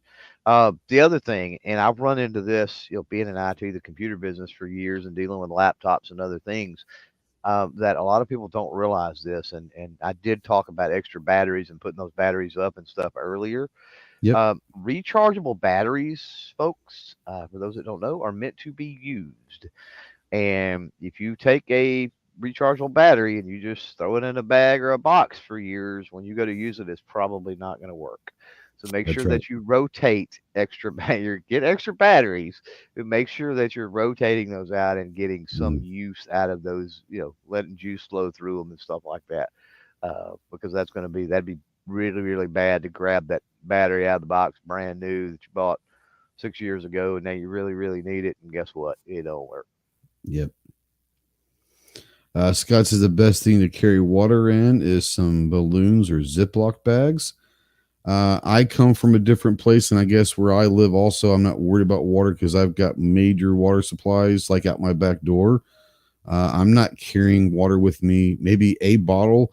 I would say I'm going to have a bottle of water with forever many people. So if I have 2 people, me and my wife, probably have 2, maybe 3 bottles of water. But here's the thing. I've got a crazy huge pond in my backyard. I've got streams in my backyard. I've got a river not too far away. So I'm not carrying water anywhere because water is heavy. And if you're going to be bugging out. Now, once again, I'm just saying not to carry any water, but I'm not carrying jugs of water. I'm not carrying bags of water. I'm not carrying, gallons of water. I'm carrying a bottle of water for me, a bottle of water for my wife, whatever. And then I'm going to go find a water supply. But I'm lucky that I live in an area where water is very abundant. I've got a huge lake, here. I mean, water is not an issue where I am. Go ahead. Well, I was going to say that with water, one thing you need to be mindful of, and especially if we're in a situation where everybody's kind of for themselves and they're doing whatever they want to do, good or bad, that type of thing. We see it happen nowadays, right? So it certainly can happen in an in-world, in-time scenario. But for those that have said, hey, I live on a river or I've got a creek or I've got, something like this, realize that water's coming from somewhere and there could be people upstream and you don't know what they're doing with that. They could be dumping sewage in there. There's no telling, right? And so you need to be mindful of that. That could also happen if you're talking water about purification is a skill that everyone needs to have the basic knowledge of. That's what I'm getting at. You need to be real mindful of what's going on. Where's that water coming from, and what's happening to Mhm. that water before it's gotten to you. And the same can be true for a lot of reservoirs, right? Yep. Like they dam up rivers, that's how they create them, and so somebody still could be upstream, and the next thing you know, that lake is polluted, or Mhm. whatever. So definitely be mindful mindful of that. Have the proper equipment, understand how to purify basically your water and make sure that it's safe to drink. Yep. And there's a lot of easy ways. There's tablets. There's life straws. There's boiling it. There are so many different ways that you can. And I suggest that you get some Barring purification tablets. I believe that you should also have a life straw. And I think you should also have something, whether a tin can or something that you can boil water in. There's 10 different ways that you can purify water, and yeah. being proficient in all of them are going to help you possibly. Go ahead. Well, I was just gonna say that for the vast majority of scenarios that you could probably think of, um, the options you're talking about are okay. Yeah. But when you're talking about certain bacterias, certain viruses, Yeah, certain if you are things, talking the zombie apocalypse, that's a whole different issue because what gets yeah, in that water but supply? well, or chemical warfare, or Chemical warfare, fallout from sure. chemical warfare, right? There are Yep, some yep. scenarios that your life straws and your stuff like that, and that's where you're gonna have to be really careful and really mindful of that. There are some scenarios where that life straw and simple water filtration and stuff is not going to work. And that could even affect groundwater. We haven't even talked about that, but a lot of people Oh may have yeah, a yeah. well and they think, well, I'm getting my water out of the ground. So, you know what? Well, that water's coming Man, from that's not somewhere. that necessarily isn't safe either. I mean, once again, we're Right. Yeah. talking the Yeah. worst Yeah. scenarios that could possibly happen. Everything's out the window. Like you Well, can't assume anything, yeah. And if you nerd out on the planet enough, I guess, right? You realize all the water that's on the planet is all the water that's ever been on the planet. Like it never Mm. goes away. Like we go to the faucet and we pour us a glass of water and we drink that water, and then what happens? Our body uses it, we sweat it out, we go to the bathroom, we flush it down the toilet, somehow it gets back into the earth, and eventually, guess what? We drink it out of the faucet again. Yep, yep, yep. John, you got something? I said you went off mute, so obviously you got something Yeah. you want to bring up. I mean, the one thing we didn't touch on with water purification is iodine tablets.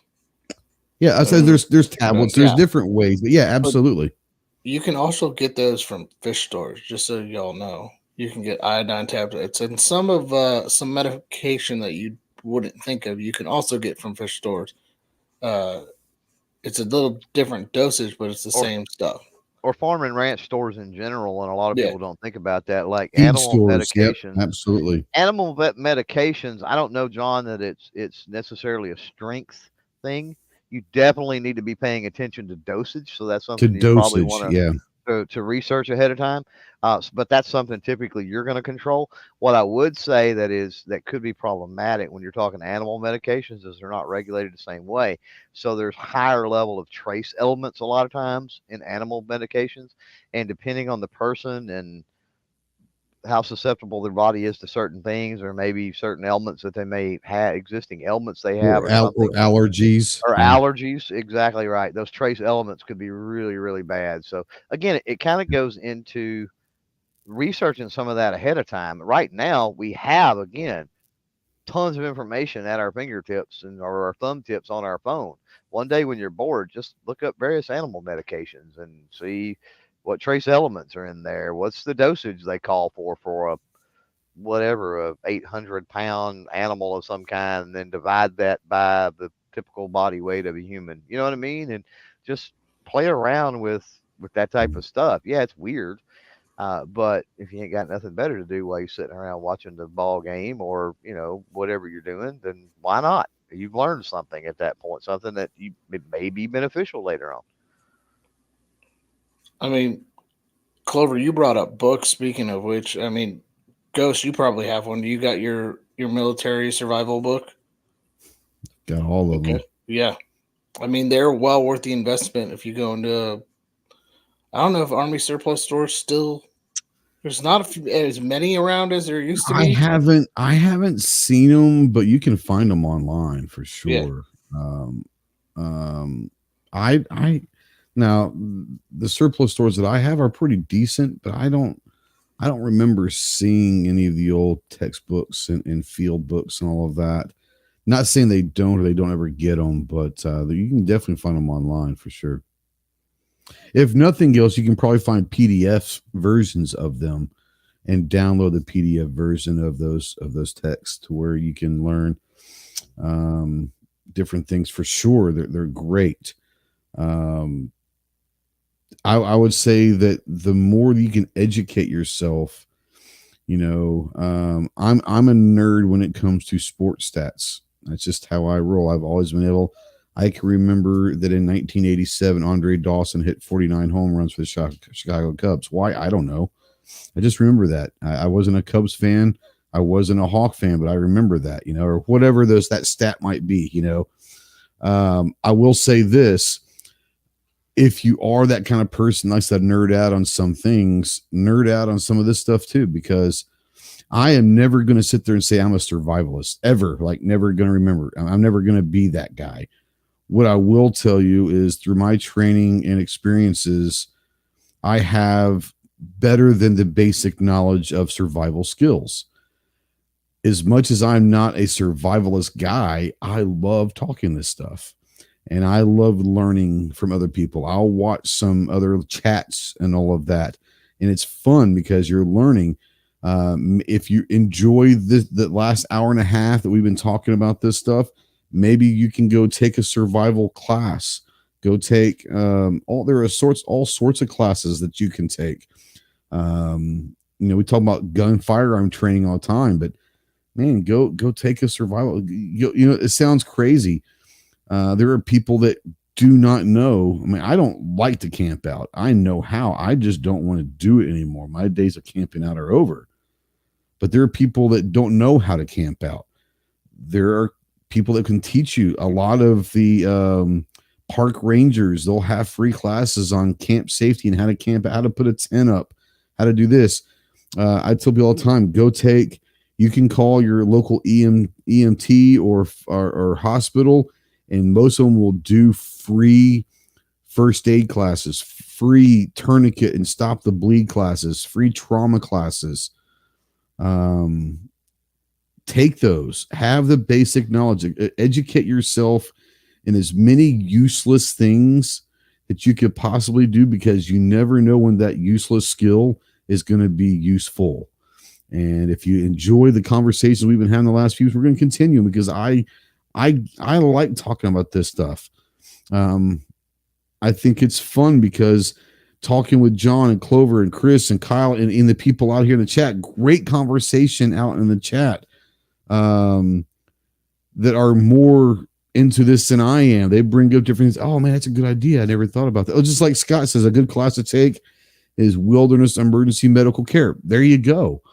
There's all sorts of stuff that you can go as nerdy into this as you want. But I think that the more you educate yourself in different aspects of life, if you're going to take firearm training, fantastic. Go take all the classes that you can afford. If you're going to talk about taking golf lessons, take as many golf lessons as it takes to be a good golfer. But also, if you think that you might have to survive sometime, go take some survival skills classes that you can afford and learn how to do all this stuff. The basic knowledge is really all. I mean, you don't need to be an expert. You don't need to be Mike Glover, an expert in this stuff. But having a lot of knowledge on a little bit of knowledge on a lot of areas can help you survive. Go ahead, Chloe. I saw you unmute for a second. Oh, yes. Yeah, Scott says you need to learn your basic knots. Hell yes, learn your basic knots. Man, I couldn't forget knots if I wanted to forget knots. Let's be honest, right? Yeah. So first of all, for Chase out there, bite me, man. That was totally uncalled for and mean. What did he say? He said Clover camps in the barn. Oh, wait. Well, he might have used to. But barn go bye-bye. I could camp where the barn once was, I guess. No, what you're talking about, learning things. So, I talked earlier about, there depending on the scenario that we're talking about, how prolonged it is, if it lasts forever, whatever the case may be, right?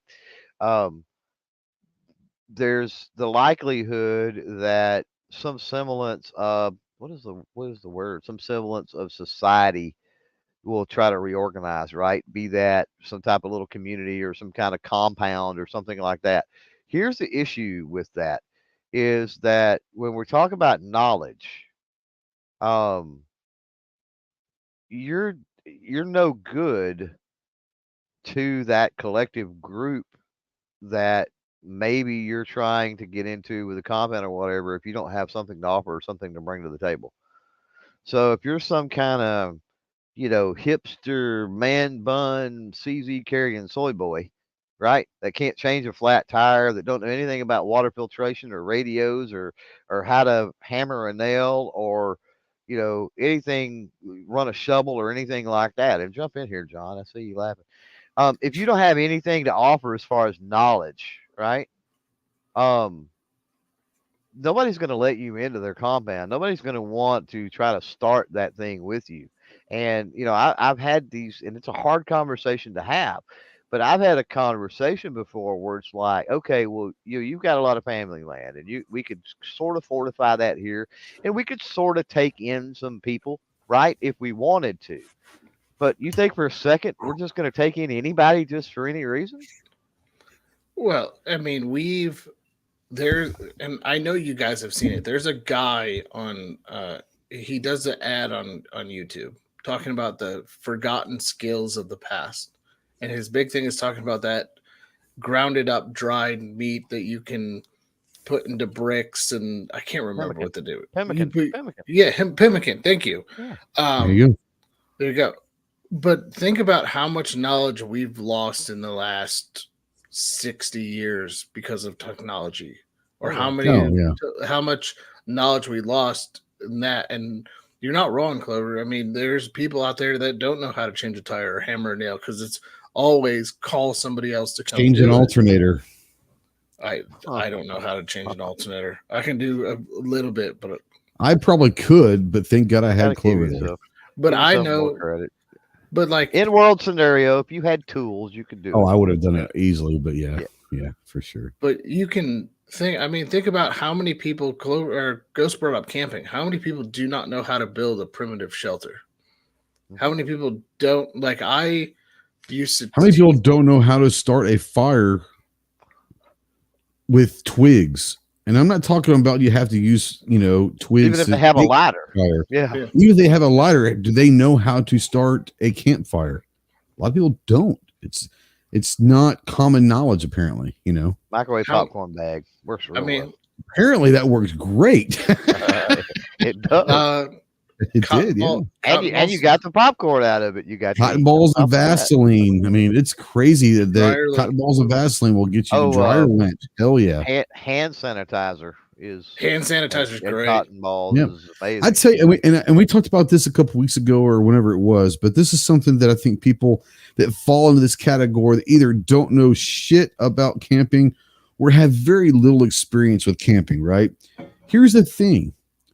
If you've got, and I think it'll be a great thing for you. You got your family during the summertime, during the fall, when it's not too cold, not too hot, right now would be a perfect time. It's going to get a little bit chilly, but this is going to force you to build a fire. Go camping for one night in your backyard. A fenced in area. If you got a fenced in area in your backyard, you're controlling the environments. No critters are going to be able, but you're going to set up your tent. Everyone's going to have their job for camp setup, right? And you go through everyone's responsibilities. You're going to put the tent up. You're going to go gather the wood. You're going to go gather this. You're going to gather the water, whatever. Your family's got your plan. And you go in your backyard and you camp out that night. No TV, no cell phones, none of that. You're going to learn how to build a fire. You're going to eat and cook on the fire. You're going to purify your water. All of that stuff for one night. Two things are going to happen. One, it's going to force you to learn those skills. Even if you really don't know them, you're going to figure it out, right? You're going to be able to figure out some skills and let you survive. Two, I think you and your family will be very, very, very surprised at how much fun you can have camping out without the technology and all that. Maybe it's something you guys start doing more times than not, and maybe you become campers. Maybe you start camping out all over the place. But I think that having the ability to go into the backyard and set up a tent, build a fire, collect wood, collect water, cook, eat, whatever in that camp, I think is something that everyone should do once a year, just to make sure that your skill set is still around. Well, it's also it's a great way to test your equipment. That's how I used to test Absolutely. That's how I learned very quickly that, hey, it's crap, some mice got into our tent and it is no longer a shelter anymore. It is Swiss cheese, you know? Yeah, well, that's how I learned. Like, my first backpacking trip, I learned a lot about, hey, my hammock is not proper for when it gets cold. And you need to set up your hammock properly for when it gets Depends cold. on what kind of hammock you have. They sell hammocks that are great for that, but not every one of them. No. So I switched it up. I know what hammock I need to bring when I've got cold weather. I know if it's warm weather, I can get away with this. Your sleeping bag, knowing that the temperature rating on your sleeping bag, what it actually means. Correct. How much actual paracord will you need to set up certain things, to do all this stuff? If you got one roll, so I think this should be enough for camping out tonight, and you go through that whole roll and you still haven't done all the stuff you need to do, once again, you're testing out. Oh, I definitely going to need, next time we're going to need 3 times as much as this, or I need to figure out a different way to build that fire because we got started, but it took us 45 minutes. There's got to be a quicker way to start that fire. All of these things, it's testing not only your equipment, but testing your abilities, your skills, your knowledge, all of that. It's what it is. It's a great way. And as much as your kids will freaking hate you to begin with, when you take all their cell phones and say, we're camping out in the backyard, kids, tell your friends you'll see them tomorrow. No phone, no nothing, no TV. They're going to hate you. But probably the next morning, they're probably, you know what, that was kind of, whether they want to admit it, they'll probably, that was kind of fun. That's kind of fun. And next, hey, can I bring Susie or Charlie over next time for the next camp out? No, but you can bring their family over and say, hey, you bring your supplies and we'll have a bigger camp out. And they're going to bring their own skills and their own supplies. And we're going to figure out how to make a community out of this. All sorts of stuff. You can do it if you want to. Any other, it's an hour 42, so I don't want to go start a whole new subject because, man, it just go down. We can talk about this forever. Is there anything in the chat out there? Is anything that we've talked about that you want us to cover, or any questions or any statements that you want to make? Go ahead.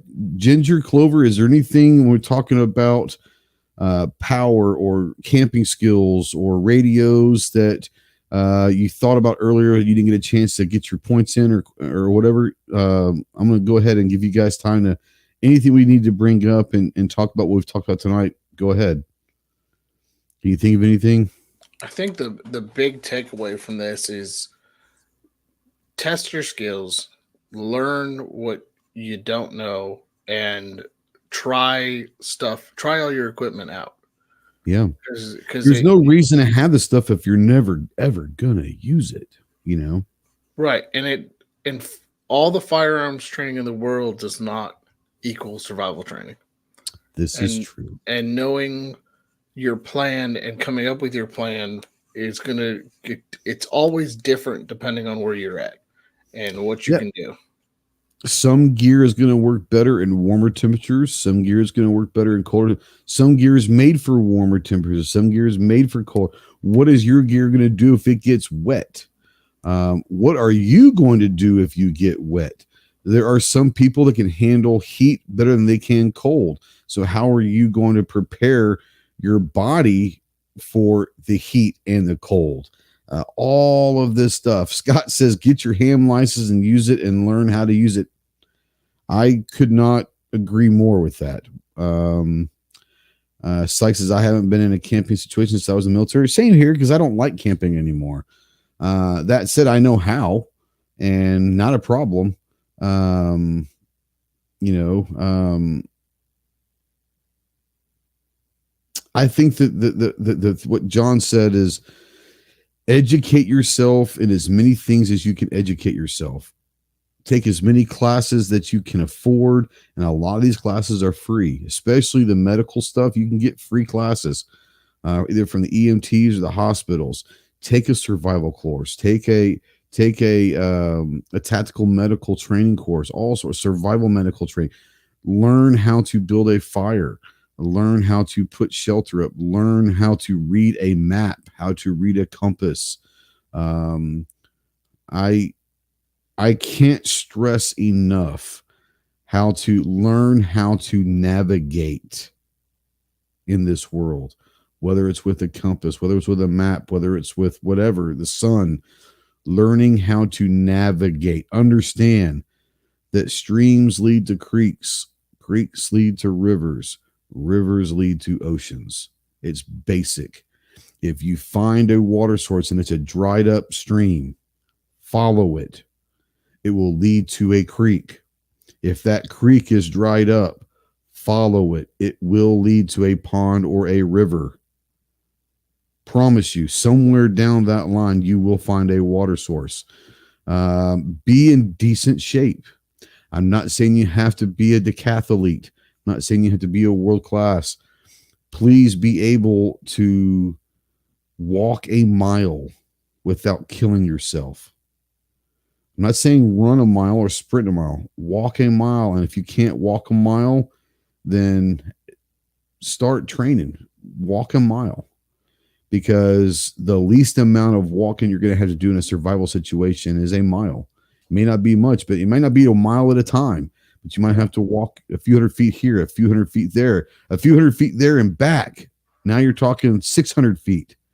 You know, being able to walk and be in good enough shape to survive, because the last thing you want to do is have all the survival knowledge in the world, but you're physically not fit to move, because you might as well just give up. Go ahead, Clover. Sorry. I'm glad you brought that up, because that is a sore subject for a lot of people. I guarantee you there's people out there in the live chat, people out there they're pissed at me right now. Sure. That are, they just seen that finger pointed directly at them and they're upset. And if you feel that way, then I am talking to you, and I'm not doing this being mean. I'm doing this because I care about you. Do something about it, right? It's absolutely. So I think that be moderately healthy, right? You don't have to be, like you said, you don't have to be an athlete in the pinnacle of health, but be moderately healthy. Make sure that you're not going to be a person that's going to bring other people around you down. You should be able to carry yourself and handle your own load, and not have someone else have to handle your load also. Go ahead, sorry. And when I say be moderately healthy, I mean, I'm not talking about people that have, medical complications. That's a totally separate thing.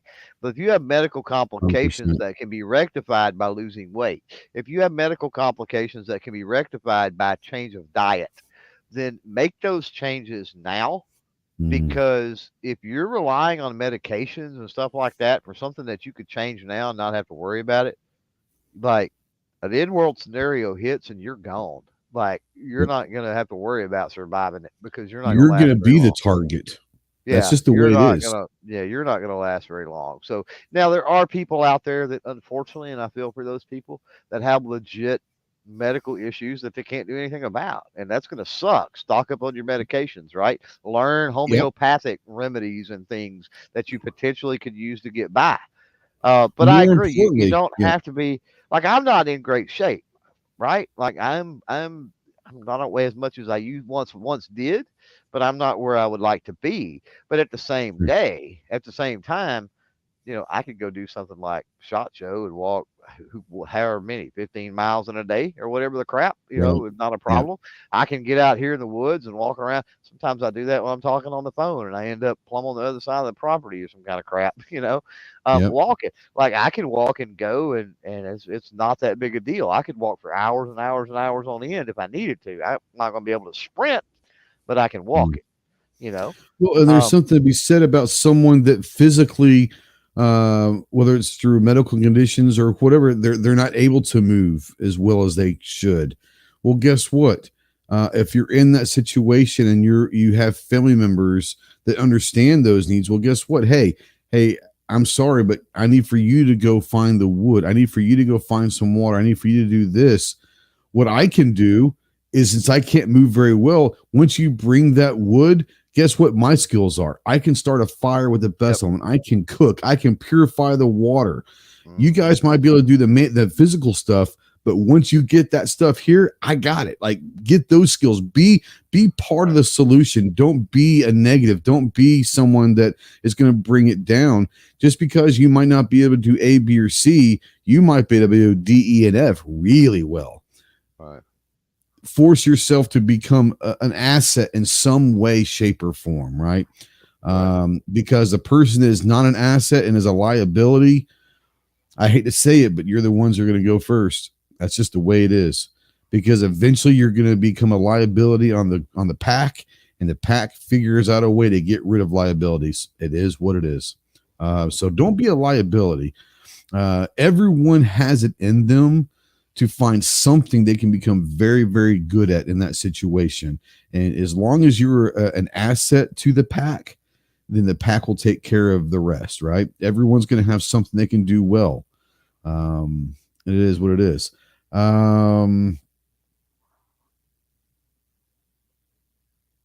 Scott says, if it is not an end of the world situation, the best thing you can do is, if you think you are lost, to stay put so we can find you. And there are different ways to be found. Once again, having the ability to start a fire is so important for multiple reasons. One, it can keep you warm. You got to have heat to keep your body temperature up. You will die much quicker of hypothermia than you will of being too hot. Okay. So, just saying. Yeah. So having heat, a fire can keep you warm. A fire can cook food, can purify water for you. What else can it do? Smoke. It can be a freaking signal, light, and for smoke. someone to find you. It's light and it's smoke. If you are in the pitch black mountainside of Colorado and you can build a fire, I don't think people understand how far you can see the light from that fire. We're talking miles. So if you're able to build a fire, it's not just to get warm and to eat. It could literally save your life. People can find that fire. Go ahead.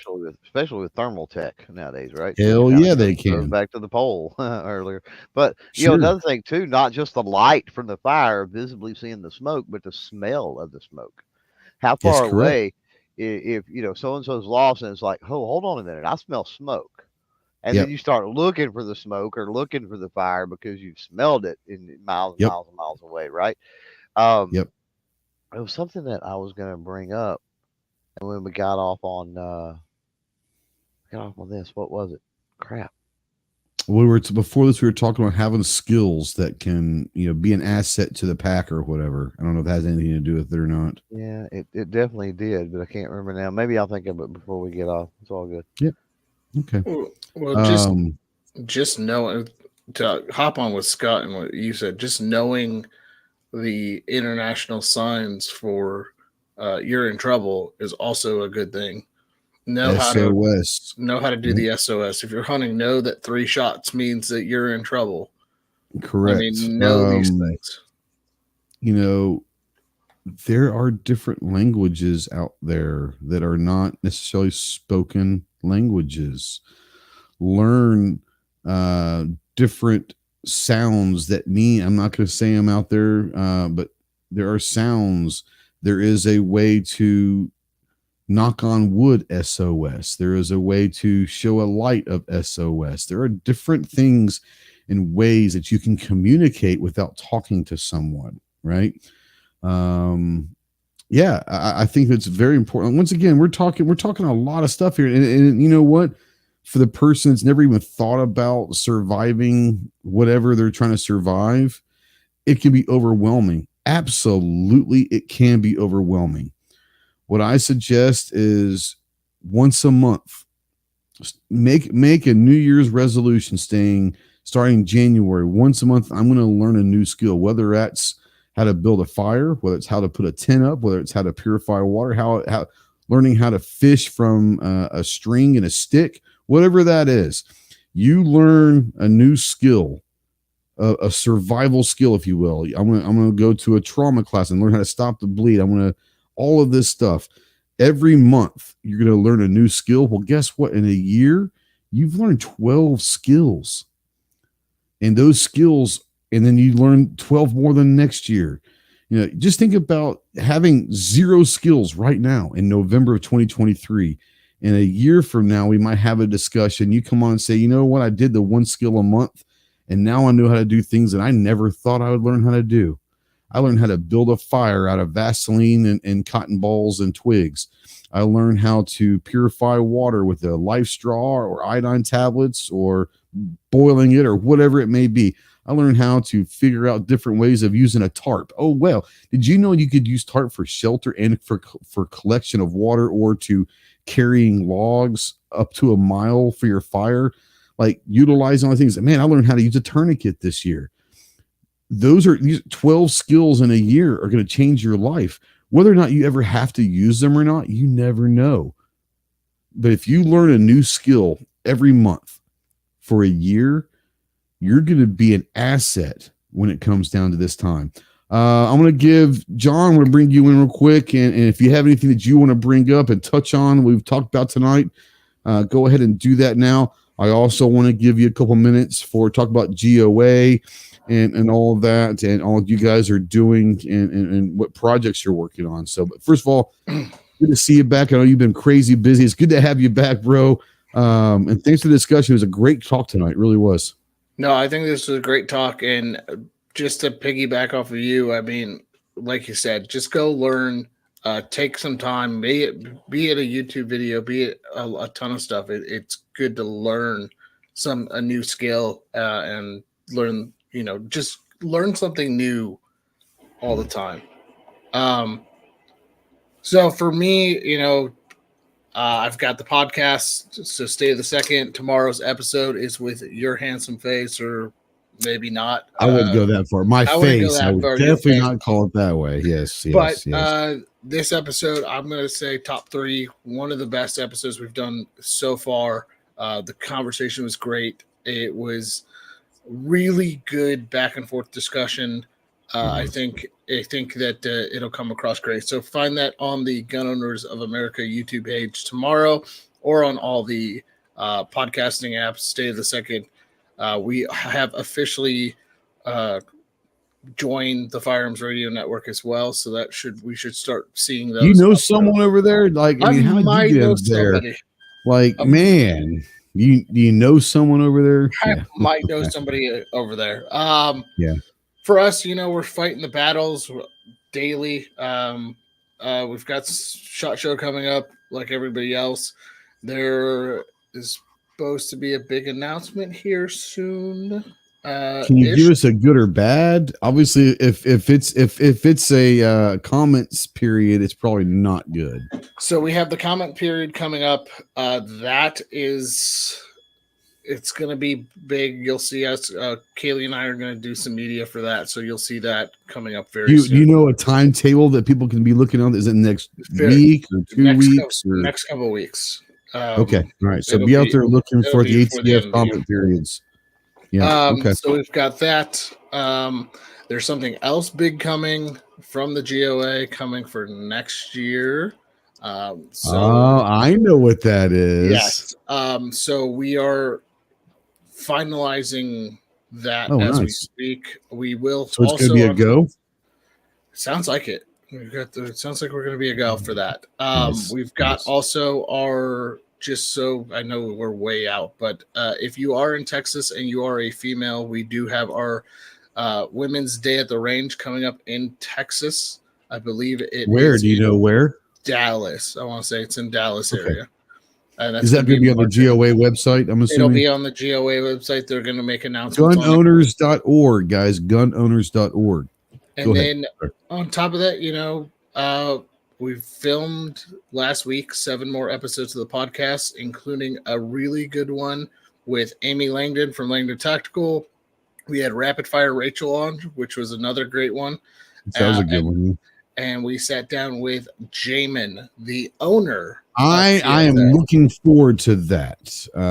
You and I talked about that. I'm looking forward to that. Absolutely. That one's going to be really good. And then as well as we talked to Greg from 2A Commerce and Mike from CMMG. So those are going to be some of the episodes coming up later, as well as we filmed our Thanksgiving special, which will be coming out next week with all. So it's going to be me, Kaylee, Tiffany from One in the Chamber, and Ben, and we are having a GOA family Thanksgiving, which you will laugh at. That is all jokes and fun. So just keep an eye on the GOA page, Gun Owners of America. Go follow State of the Second on Instagram.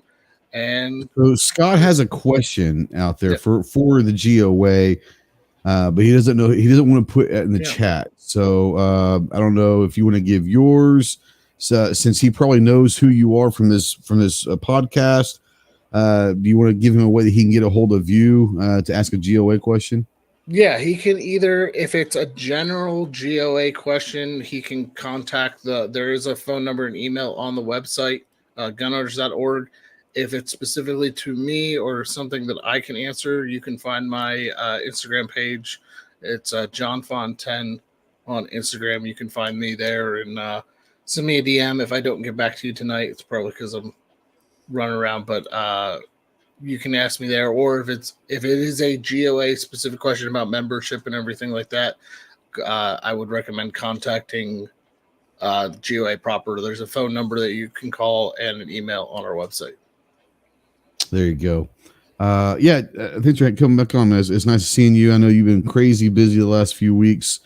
But that's a good thing, because not only have you been busy, but the court systems have been busy the last few weeks as well. So there's a lot of good news coming from the court cases, a lot of stays, a lot of positive things coming down the line, possibly. And I know that some people say, well, this is the assault weapons ban in California is going to get appealed. It is going to get appealed. But guess where it's going to get appealed to? Finally, it's going to get appealed to SCOTUS, where it should be. And that's going to be the final of it. It's one of those things where, it's been busy. It's been a busy court cases going on, and there's a lot of stuff going on. Go ahead.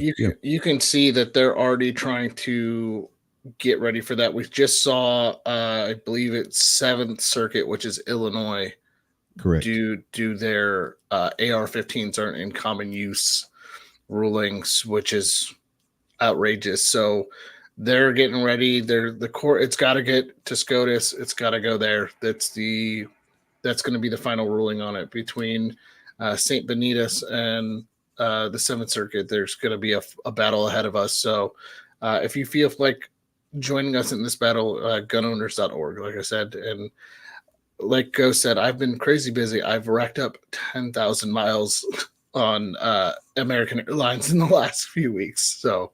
Not a bad thing. Yeah. Even if you don't feel like joining the GOA, it's like $25 or something like that. It's nothing, But even if you don't feel like joining the GOA is still a really good resource out there. If you want to be able to know, you hear us talk about, especially with comment periods coming up, possibly. Contact your congressmen, contact your senators and all that. Well, guess what? The GOA's they've got some templates over there that can show you how to send an email or a letter to your congressmen or senators if you've never done that before. So just go to the gunowners.org, look around. If you like what you like, give them $25 and all that jazz. But John, thanks for coming on. I look forward to hearing some of the hateful comments that people will be making about our podcast starting tomorrow, because I'm sure they're coming. But no, I appreciate you coming on. Clove, if you were to do something, what would some of those be? Like, do you have any projects coming up now that the podcast season's over with? Are you just going to hibernate until SHOT Show, or what? Yeah, pretty much. Like, screw it. I don't do much. Not unless somebody pays me a whole bunch of money, then I'll do it. But other than that, unless he's at a house that has 17,000 different items that might be on Amazon, then we won't see him for 3 days. We'll make a killing out of that. There was some expensive stuff there. But No, you're right. The late 23 podcast season is over, so But they can still excited to find see. that, can they not? They can still find Yeah, on YouTube and on podcast form, correct? yeah, that's what I was fixing to say. I'm excited to see what we pull together for early 24, which won't happen until after SHOT Show. But Yeah, until then, there's a lot of good stuff to catch up on. There was several really good episodes this last season for sure. it was. Yeah. Um, So yeah, you can just go to clovertac.com, and the late 23 season is all linked up there, or you can check it out on the channel or any podcast platform or wherever and get caught up. Dropped another video with the Video Arms PD10 earlier today. When I say another video, it was basically just called up Rob, and I had some questions about the designs. There were some things I didn't care for about the PD10, and I just wanted his insight on why was it designed that way, or whatever. And so was able to get a hold of him. You know how difficult that can be sometimes. So that Yeah. was awesome to be able to get a hold of him for, I don't know, however long that video is, maybe 15 minutes or so, and uh, get him to talk about it. It's not hard to get him to talk. Now I will say But this: once you get a hold of him, yeah, getting he him to doesn't shut up. stop talking is harder than getting him to Is the talk. problem. Yeah, this is true. Pinkus loves Uh, himself some Pinkus, you know. yeah. Oh yeah. Oh yeah. But no, I mean, definitely thanks to Rob for that, and that video dropped today, so you'll learn a little bit about why things are designed the way they are. And then yeah, now that the podcast season is over, man, there's so much stuff on the board, on the schedule, ready to I know, right? get those videos done, and I'm stressing thinking out just about. thinking of stuff I got to get done in the next 6 weeks. I It's like, oh my know. god. Well, for those that might be listening to this or watching this and are regulars to watching videos over on the channel, I don't know that the formats aren't going to kind of change just a little bit. I'm thinking about switching some things up with maybe getting somebody to be a cameraman for me and helping with that aspect, or maybe a little more B-roll and voiceover type stuff rather than actually sitting out on the range and talking about things, and or out in the woods and talking about things. So we'll see. People We'll like play around. watching people shoot guns. Just saying, Oh yeah, yeah.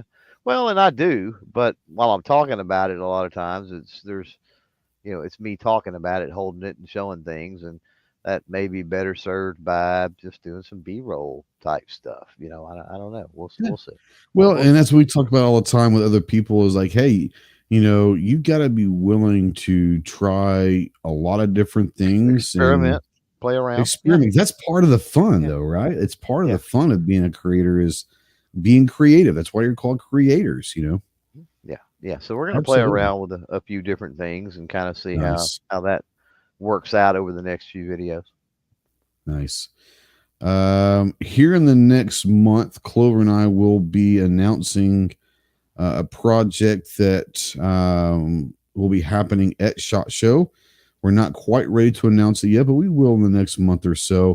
But I will say this: we did a test on some equipment for such project, and that equipment works awesome. So and that fiasco is the only way you can describe that, is on the Ghost and Clover podcast channel. Still, we have not taken it down. We took it down on our own channels, but we did not take it down over there. So while it's still up, if you want to go check out that fiasco we used the new equipment to do, the Ghost and Clover, just search Ghost and Clover. It's just Ghost and Clover, and you're there. Up, yeah.